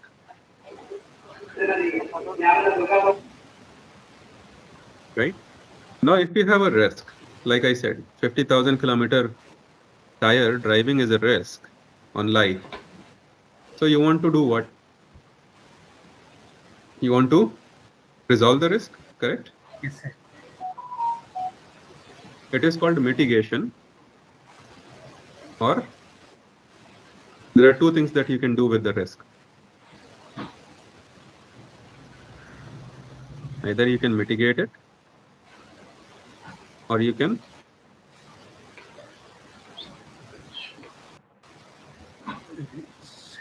Any guess? Sir, we can close the risk means I cannot define it. One word is not. I'm not able to recall. No problem. You explain it. Sir, means we can close the damage means we cannot let the damage happen. Right. It's called remediation. Right? Remediation is the resolution in a way. Mitigation is, to certain extent, I will reduce it. for example, on truck tires, I don't know if you know, and I'm taking only tire example because we started on that. You can put a further patch all around the tire, kind of a new layer Yes. of rubber, right? Yeah. That gives more strength to the tire. In trucks, they do it because it's beneficial for that. Scooter, it is very expensive, so nobody does. Very less people. So what it is doing is, it is not remediating. It is mitigating to certain extent. Means there will be some residual risk. Some risk will remain. That is called residual risk. Right? So it works like this. I will take off these SRE and all. You don't need this anymore. Yeah, you can erase. Yeah. Okay. So let's say you identified a risk, right? You evaluated it with the possibility or probability, right? And from there, you're trying to remediate. So remediate is, it's a process box in a flowchart in a way, right? Mitigate or remediate. So the question you should ask is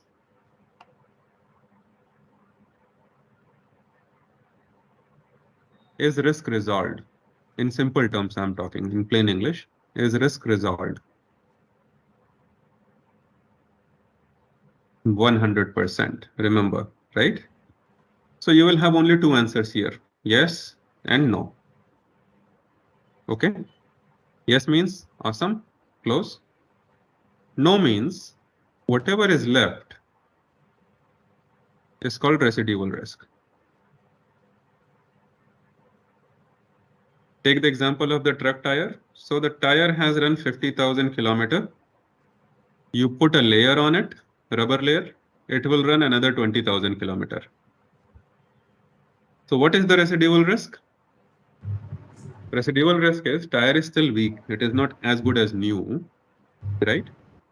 Yep. Yeah. And it will only work for 20,000 kilometers despite of the cost paid. It will not work for 50,000 kilometers that originally a tire would give you, right? Yeah. In risk statement, the tire will bolt sooner, not later. Two, because you are driving an old tire still, the chances of it flattening down is very high, right? Yeah. Because the tire has something like this. This is the outer layer where you have the spikes and the grip and all that, right? Then there is the inner layer where you have your hub and spoke and everything, correct? Or Yeah. alloy wheel. In between this area is the sidewall.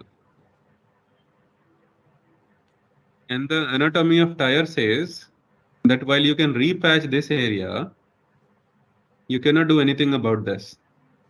With time, this also gets weak. So while the layer will protect this a little bit, this is still weak, right? So this is why the tire may bolt soon from this side. A little cut, a little stone, and it will be done.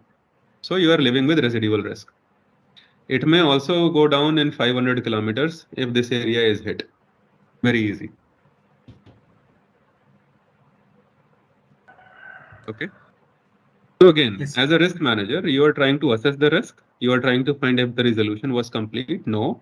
Then you are trying to say, okay, what is the residual risk and what can we do about it?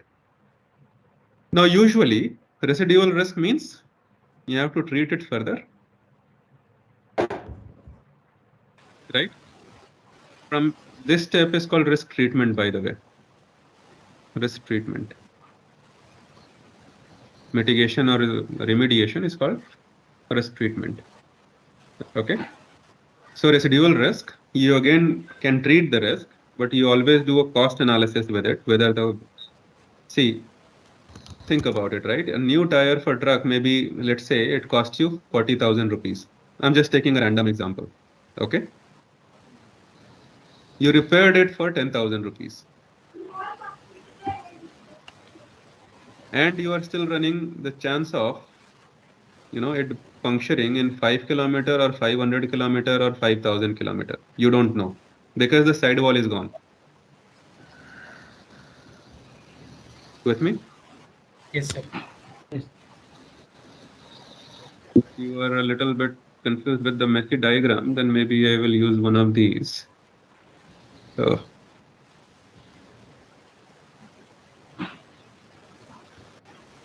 into back and let's change the color.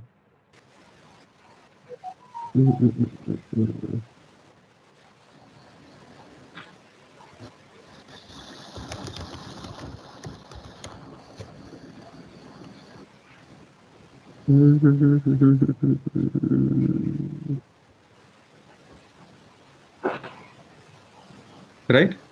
So I am referring to this area. This is the sidewall of the tire.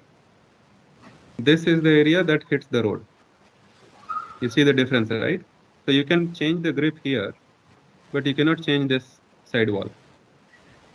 So if you see that 10K invested and still it can break down after 5 kilometer or 500 or 5,000, do you think cost and benefit analysis is okay? Or should you invest 30K more and buy a new tire?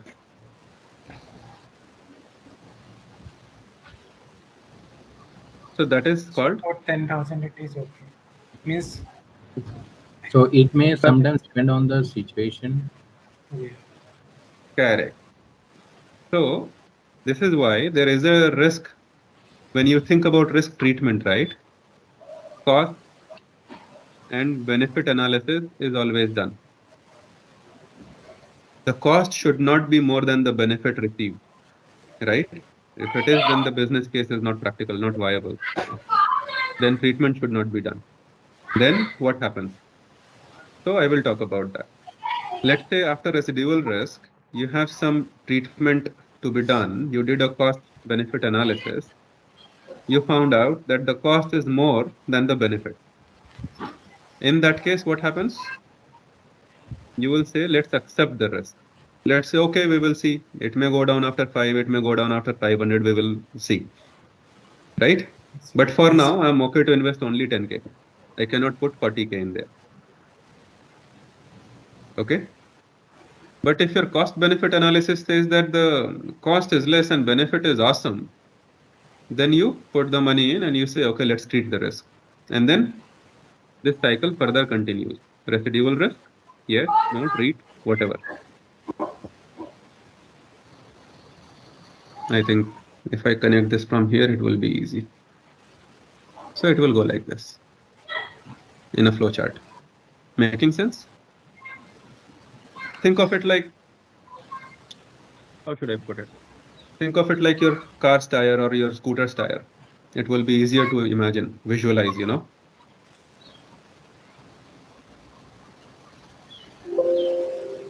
Right? So maybe you will say, okay, maybe after 6 months, I'll put in a new tire. Maybe after, an year, I will put a new tire. But right now, I'm okay to put 500 rupees to repair the tire. Okay, no problem. And then after repairing, you will again evaluate. You will see, okay, is the repairing good? What is the quality of it? Do you think, right? It's always a personal perception then. Do you think that the patch will hold? Okay, if it will hold, then great. Let's continue. Right? So that is when you are saying accept for any residual risk.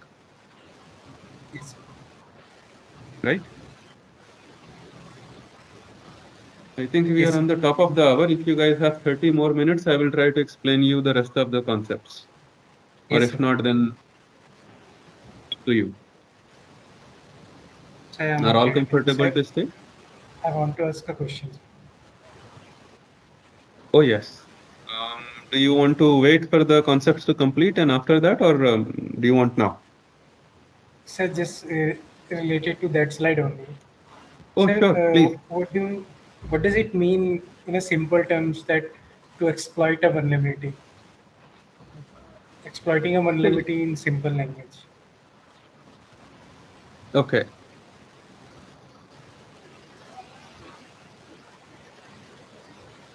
Let's say, I don't know if you have seen this, right? Let's say you have a school teacher and remember your school days. Your school teacher really he was very against somebody coming late in the class. Okay. Then what happens is you have a person in the class who you are not very friendly with. He wants to do something nasty to you, but he cannot do. So what he does, when you are coming to school, right? He says, "Hey, the class is cancelled today," right? You wait outside the class, then you see other kids, yelling and talking inside.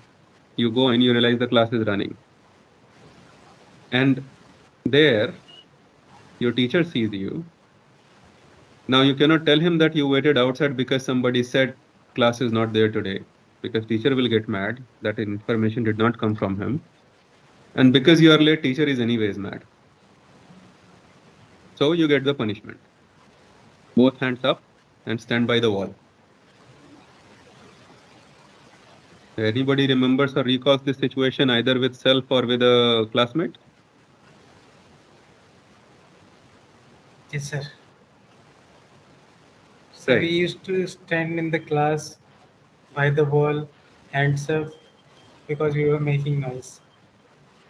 Right. So what your friend did there is the key. Your friend exploited a vulnerability, a weakness in you as well as in your class teacher. He knew your class teacher is really mad when he sees somebody coming late to the class, and he knew that you will trust him for the information that the class is not happening today. Right? So that is called exploiting the weakness.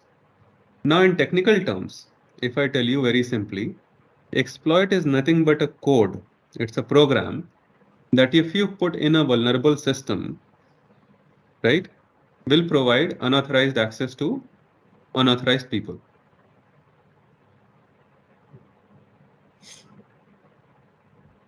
See, all our devices, routers, switches, firewall, every fancy devices and every dumb devices like our smart fridge, right?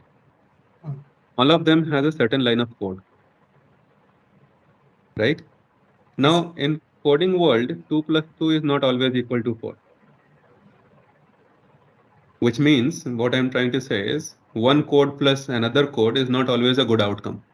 It can be a bad outcome also. Okay. yes, sir. So exploit is the code that if you put onto a system, it will provide unauthorized access to unauthorized people. Yes, sir. Otherwise, if it was supposed to provide access to authorized people, it will not be called exploit because then there is no problem. Yes. Any other question in this regard? No, sir. It's right. Okay. We can move, sir. Right. So see, attacks, security plus gives you a tons of attacks, list. I will urge you two things to do. Recently, there was an attack on Cisco. I am trying to create a video and an article on that. I will publish that soon on the forum, on the blog. And then after that, there was an attack on the Uber. I would strongly Yes, sir. suggest you Google and read these two attacks in detail. Yeah, I gone through Cisco. Like when I was joining for Cisco, Hmm. so their whole network was not working, and Hmm. they clearly mentioned like they are being under attack. So it may take like almost a week it took to resolve that issue. Correct. So Talos is a website. It's actually a Cisco site, right? Cisco's threat intel website. So go to Talos, read that article for Cisco. And for Uber, I don't know who has published. So go to any Google source and read it. It will tell you something very critical and very important about social engineering, how it works. And in social engineering, it will talk about phishing, it will talk about wishing, it will talk about identity theft, it will talk about multiple other things, which you can very easily relate to. Now, why I don't want to talk about that specifically here, because it is all definitions. No point in me reading the definition to you that, phishing is a process of somebody creating a fake site on and getting your data, right? Yes. What I can do instead is always remember any attack is done with malicious intent. That is the very important thing. Okay. The intent, if it is malicious, the method, if it is unauthorized, and the access or the benefit, if it is to unauthorized people, then you are under attack. Right? Then you can classify that event or incident as an attack. Okay. Yes. All right. So we spoke vulnerabilities, attack. You should read the definitions. There are many. I think Security Plus defines close to 25 or 28 different kind of attacks. I can show some of them to you. You should read this document, Security Plus exam objective, you know. Yeah. I think this is the older one.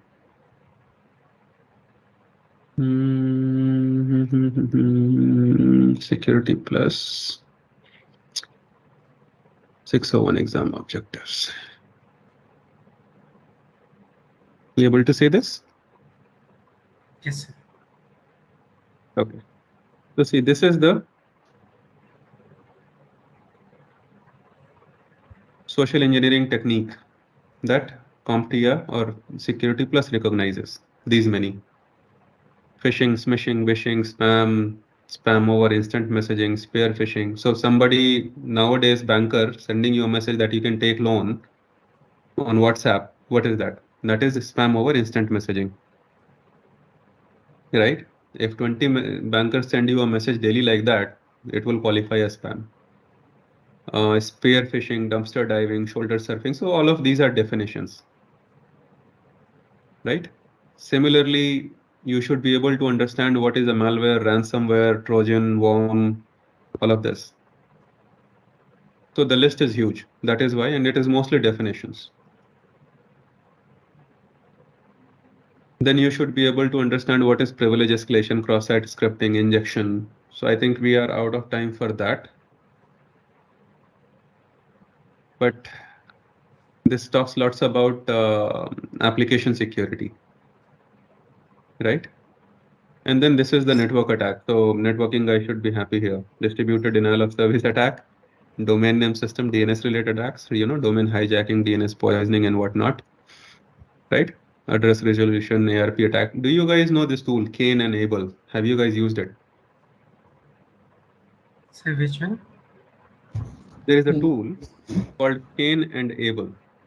No, No. sir. I don't know. Pain enable. Yeah, Pain. it's on the this thing. Cain and Abel were two sons of God, right? That's how the story goes. So it's a tool, it's a software tool. If you try that, you can do lots of man in the middle attack using address resolution, ARP poisoning, right? MAC cloning. You can do lots of layer 2 attacks using that. Don't try in office, try at home, So by creating right? virtual machines. Anything. No attacking tool take to your office. Your office will not like it if they find it, Yes, sir. right? You may be in trouble. So whatever I'm saying, use it with caution. Use it in a test computer, preferably in home network, which an attacker cannot get access to. Otherwise, the story will become like Afghanistan, you know, terrorists having all the US defense equipment.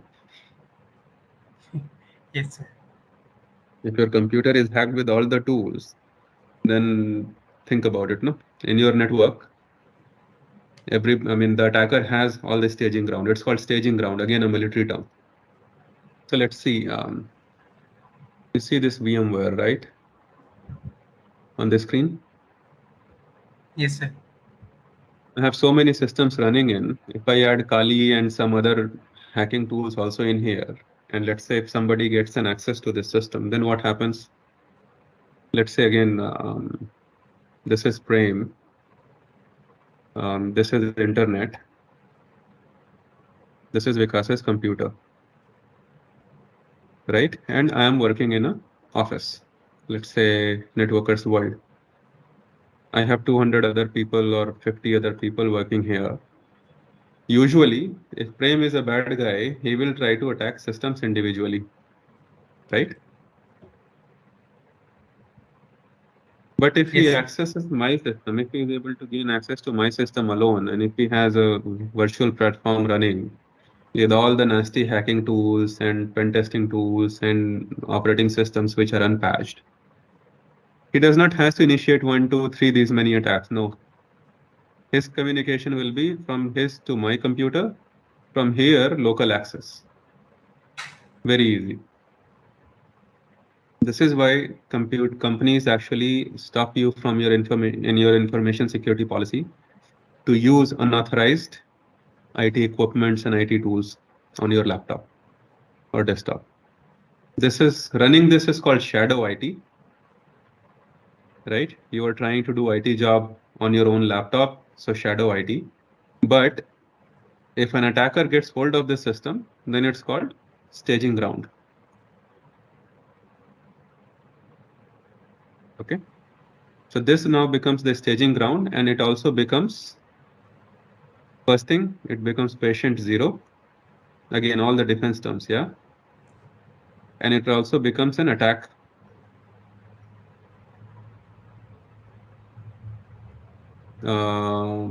source, which is called um, threat actor. Now, because all of this is happening inside the company, this comes into the category of insider threat. From here to here was external, yeah? Remember. But from here, from this laptop to internal is insider threat. With me? Yes. Okay. So I will quickly move on to the other things. See, risk and compliance and governance. So we have touched upon this, not in great detail, but still. So risk, you guys understand, right? Now, a little bit. Risk and threat and treatment. Where did it go? Here, right. What is compliance? Compliance is nothing but complying to the rules somebody has laid out, right? How does compliance work? Let's say in every industry, in every country, there will be a regulatory body. We talked about a few, SEBI, RBI, ICMR, and things like that. They will enforce a certain way of operations that if you have to work in my region, in my span of control, then you should be having uptime of so much, 999 or 59. Then you should be able to have your data centers locally here. Then you should be putting my citizens' data in India only. Or if it is Europe, then Europe citizen data in Europe only, right? And then further another 10 or 15 or 50 different requirements.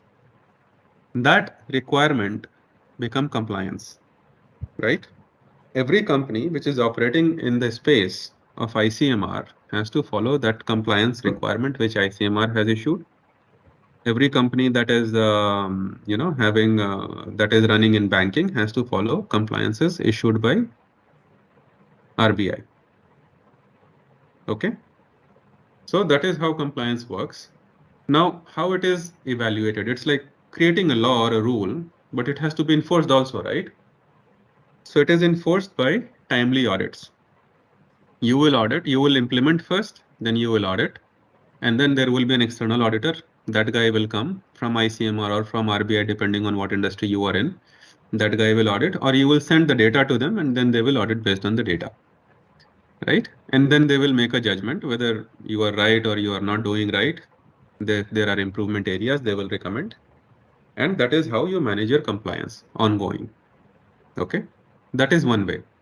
The other way is every industry has its own standards.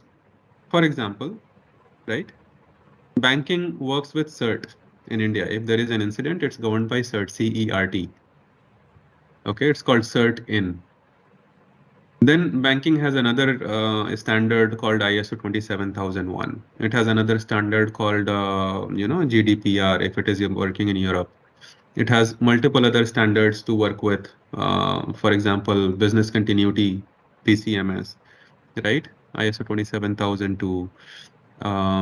Then SOC 1, SOC 2. There are many standards. If you adapt to any of these standards are what? They are again requirements that you have to do X, Y, and Z, right? You have to do 1, 2, and 3. And then you can say that I am ISO 27001 compliant, or I am 27002 compliant, or I comply to SOC 1 standard or SOC 2 standards. Okay. In that case, SOC 1, SOC 2, right? What else did I say? GDPR, RBI, or let's say regulatory compliance. What else was there, guys?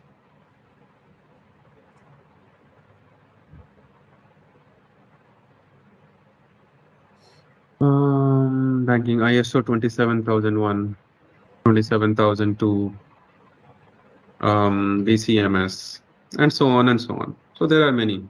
Then there is NEST, then there is CERT, right? So Yes, sir. regulatory compliance is not voluntary, remember, right? Anything that is a regulatory compliance is enforced. People want you to follow it. Other compliances are optional, right? You want to follow them if you would want to, right? If you would like to. By the way, you should know GDPR is not a optional compliance in Europe, it's a regulation, right? So that is why it is under regulatory compliance. CCPA in America, in California, is a regulatory compliance, right? India is also working on a privacy law that will come out soon. So that is that will become a regulatory compliance. What is optional? Standards. You can choose to work with them, you cannot choose to work with them, it is up to you. Or you can say that I will not comply to this 100%, I will only comply 50%. Because the other 50% is not applicable to me. Right? Yes. But you cannot say this for this one. This one you have to comply 100%. For this one, you can choose to say, I will comply 10%, I will comply 20%, I will comply 50%, or I will comply 100%. But unless you comply 100%, you cannot say that I am ISO 27001 certified or I follow BCMS completely, right? Or I'm compliant to Yes. NIST standards or whatever, right? You have to comply 100% to say that I am following the standard. I don't know how many of you have heard of PCI DSS. Have you guys heard this? No, sir. Okay, so it's a card regulatory thing, standard, right? Payment card industry data security standard for cards. So if let's say PCI DSS has 12 requirements and I comply to only 2 of them instead, which is kind of, let's say 10%, a little more than 10%. Can I say I'm PCI DSS compliant? I cannot. No, sir. Unless I comply to all the 12 requirements, I cannot say I am compliant, which means 100% compliant, right? But Yes. even after that, let's say if I want to become compliant to PCI DSS, what I will have to do is I'll have to first understand where I am, right? This is called current state. Then where do we want to go? Or identify what is the target. Yeah. This is called target state. And I'm telling you a little bit of architecture here also. Then what is the path? Or what is the difference between what? Target and current state. This is called gap assessment. right? Because in between, from here to here, you have to travel, right? So there is some distance, something lacking when you are here and something you'll gain when you are here. So what is the gap in between, right? This is called gap. So this is gap assessment. And then lastly, what is the objective? Every target state is an outcome of an objective. What is the objective? Maybe I want to become PCI DSS compliant. Based on that, okay, what I need to do? What is my target state? So I need to meet all the 12 requirements that it has. What are the 12 requirements? So you try to break it down step by step, right? Yes, sir. This is all architectural terms. If you read TOGAF or something similar, Zachman, then you will be more familiar to this term, So what is this right? TOGAF? Okay, good question. So TOGAF is the open group architectural framework. They are a body, open source body, which have different kind of frameworks for IT, right? For especially architecture. So they have something called very interesting EA, TOGAF EA, enterprise architecture, right? Then they have something for risk assessment called FAIR, and then they have something for IT operations. They call it IT for IT. You should read these things. Very good ones, but only if you have spare time. Okay, sir. Okay. Yes, sir. All right. And don't worry about taking notes here. Just try to understand. I will circulate the recording with you guys. Okay, sir. Right. Um, so this is about the standard. There are many regulatory compliance you understood. Now, after all this is done, what you need is you need to demonstrate that, yes, I have met all the requirements. So this whole thing is called implementation, right? After this will come audit. First, you do internal audit to understand where you stand, whether you actually meet all the requirements or not. If yes, then you move to external audit. Okay. And if they also say, yes, you meet all the requirements, then you are called certified. Then you can use PCDISS logo on your website saying, I am PCDISS certified, which means I secure my client's card data, payment data, using so stringent requirements that you can bank with us, you can transact with us. It's like a seal of security, how ISI is, right? Yes, sir. Sir? Not the, I mean, the India ISI, where you have a seal on electronic appliances, you would have seen, no? Buy only ISI products. Yes, sir. Sir, in India, so if we do not have a privacy law like GDPR and CCPA, so many companies which are foreign companies working in India, so they might be taking our data might be getting stored in their data center. So that is true that we don't have an official privacy law, but then there are certain IT Act. For example, recently you would have heard that Twitter was forced to set up a compliance team, grievance team, right? Yes, You sir. remember that? Twitter and then Facebook, all the social networking sites were supposed to, follow the IT law. There was lots of ruckus because Twitter did not follow and all that, Yes, right? from last year. Correct, last year. So there is an IT Act in India. Companies have to follow the IT Act until there is a Privacy Act, right? Now, Indian IT Act for now, it says that anybody who is doing business in India has Indian customers' data should store and process that data in India only. That is why MasterCard was banned, right? From issuing new cards. So eventually there will be a privacy law. I know there is active work going on it. There is lots of news also around it, right? But for now, what is covering us is mostly the IT Act. Okay, sir. Okay.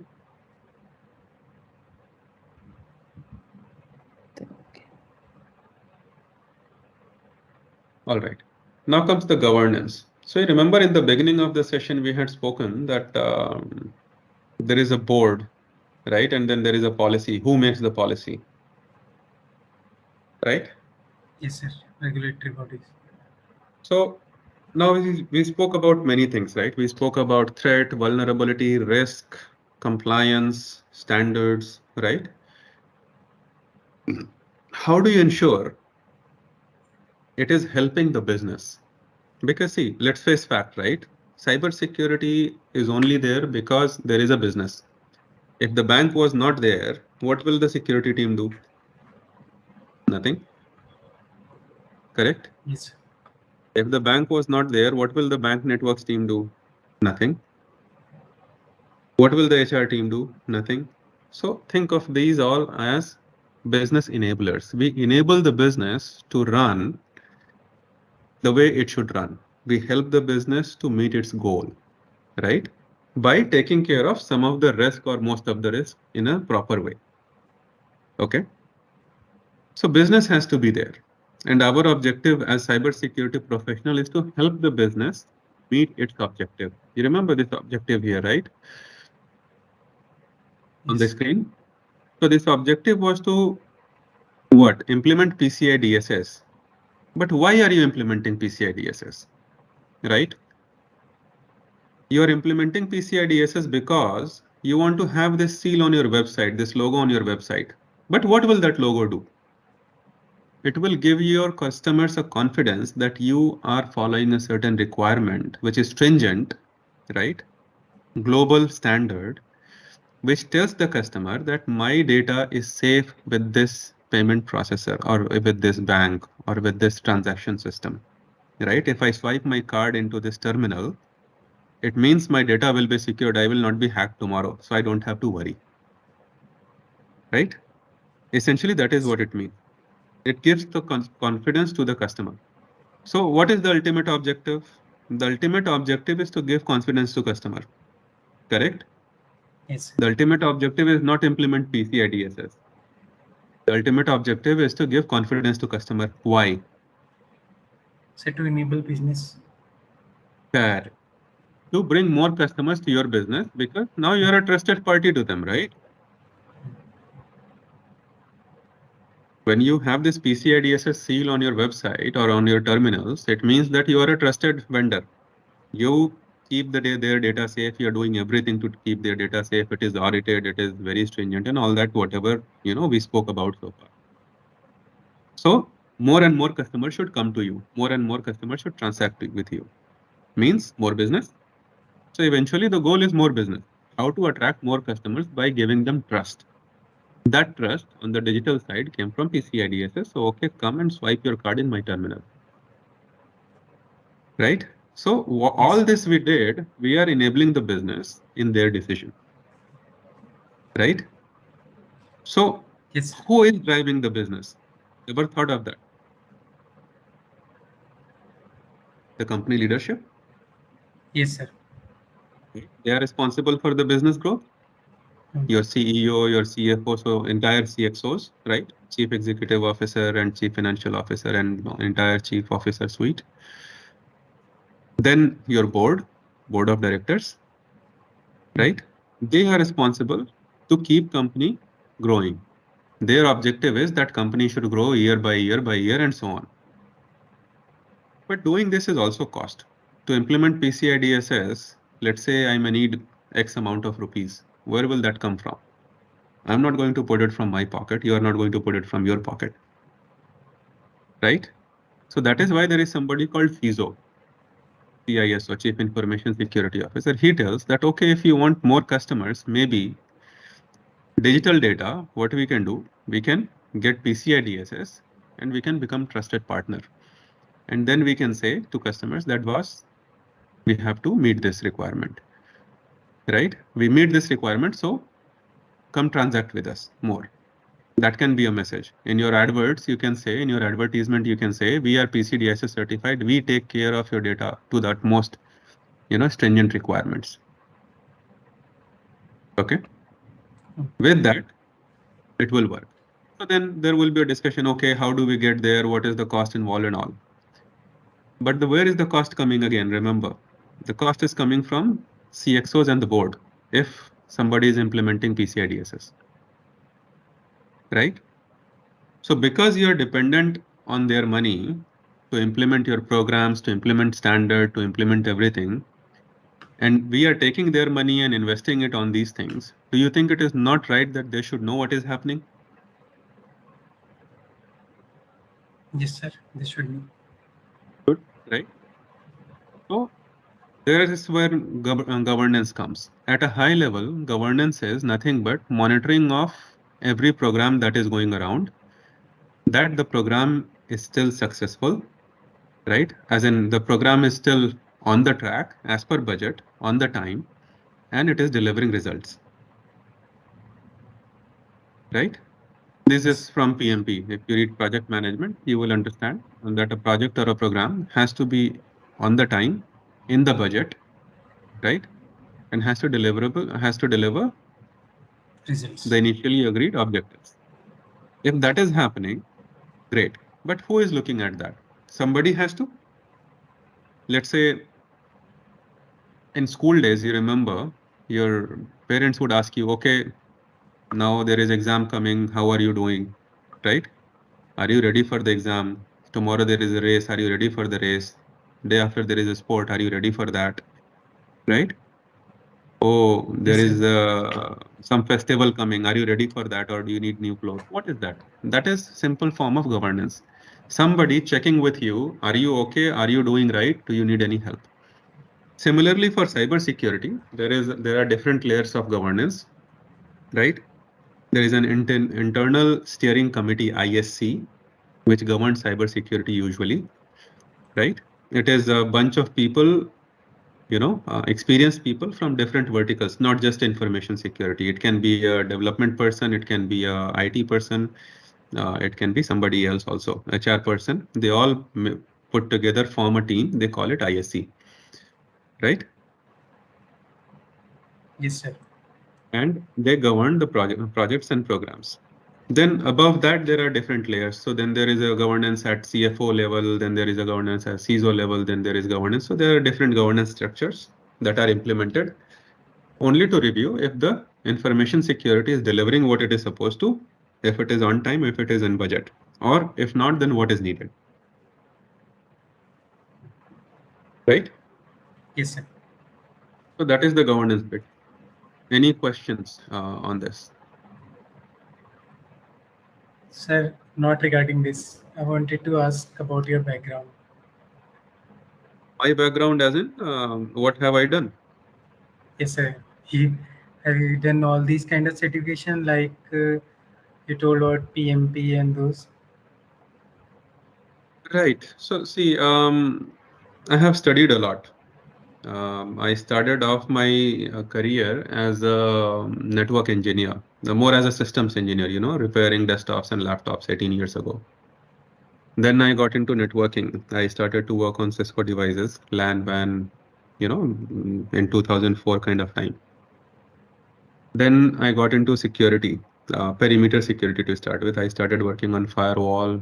Then I, moved into information security. And from a certification point of view, I have a CISA, I have CISM, I have CEH. So I was an ethical hacker also for some time. Then I have certain device level certifications. So I'm Checkpoint certified, I'm Cisco certified, I'm Juniper certified, right? Then I am trained on certain things. So I have taken training for TOGAF, which I closely follow, right? Then I have taken training for, program management, project program, portfolio management. I have taken cloud trainings, architecture and security both for AWS, Azure, and GCP. And training still continues. So you saw the, VMware on my laptop, right? So now I'm trying to build a whole network and get into, I have done reverse engineering also, malware analysis, SOC, and reverse engineering. So I'm trying to set up a lab for that right now. And sir, you have been started doing your job in Germany from starting, or have you gone from No, India to there? no. I recently moved to Germany not long ago. And sir, how often these classes would happen? Um, See, right now, I am only taking topics for which I'm getting requests. So you have any request for specific topic? And my expertise area is networking and information security and cyber security. So if you guys want some training on some or something, you let me know. Sir, Security Plus came to me as a request, so I took it. But I think that there is a longer session needed for this, maybe uh, 10 days, 15 days session, very detailed deep dive one. yes, sir. Sir, where do we can post about the requirements? Sorry, come again.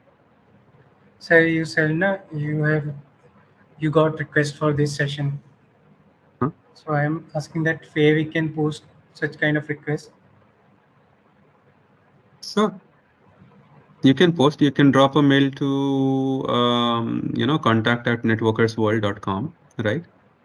And we can do that. Or you should be a member of the blog now. You can write something on the blog that I can pick up, right? Or if you want some focus training, we can talk about that too, right? Right now in my view, I am going to set up a session, not for public in general public, but I'm going to kind of set up a lab for myself for advanced routing, service provider routing and traffic engineering, MPLS kind of thing. And then I told you I'm working on a lab for this thing, malware reverse engineering, SOC and all. So all that can be done. I can loop you guys in if you are interested. Sure, sure. Okay, Sir, and thank these you. training happen in Saturday and Sunday only, na? Preferably, yeah, because weekday I keep busy. So I am targeting Saturday, Sunday, and so are you guys, right? You all have a certain job, so Saturday, Sunday, preferably. Yes, sir. Sir, are you on LinkedIn? I am. Sir, with this name, I'm not able to find you. Vikas Kumar. No, Is so there you any? can go to my site. Let me open that. There, my LinkedIn profile and everything is there. So Networkers World, if you go, this is my YouTube handle in a way. So I'm using this as my page. And you click here, you'll find my LinkedIn profile.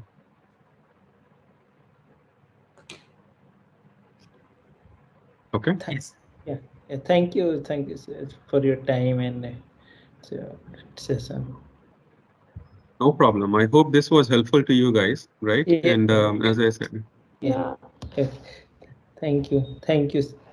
no problem, no problem. If you guys have any more questions, more asks, feel free to drop a mail to contact@networkersworld.com, or if you read something, put a blog. Sure. What I have learned is that blogging actually helps you remember things and think about it differently also. So you can post blog on the site. You can do that if you like. Go ahead, write something, maybe small, maybe large, up to you, right? Okay. Yes. Thank you. So it will only help you brush your knowledge. Other than that, if any questions, as I said, drop mail, right? Or ping me on LinkedIn and we can chat.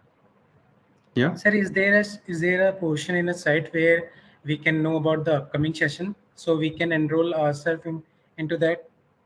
Yes. So events page, you can go and you can enroll yourself, keep an eye on. This is where usually new sessions will come up, Okay, right? sir. As soon as you book that MPLS and traffic engineering session, it will show up there. Yes, it will.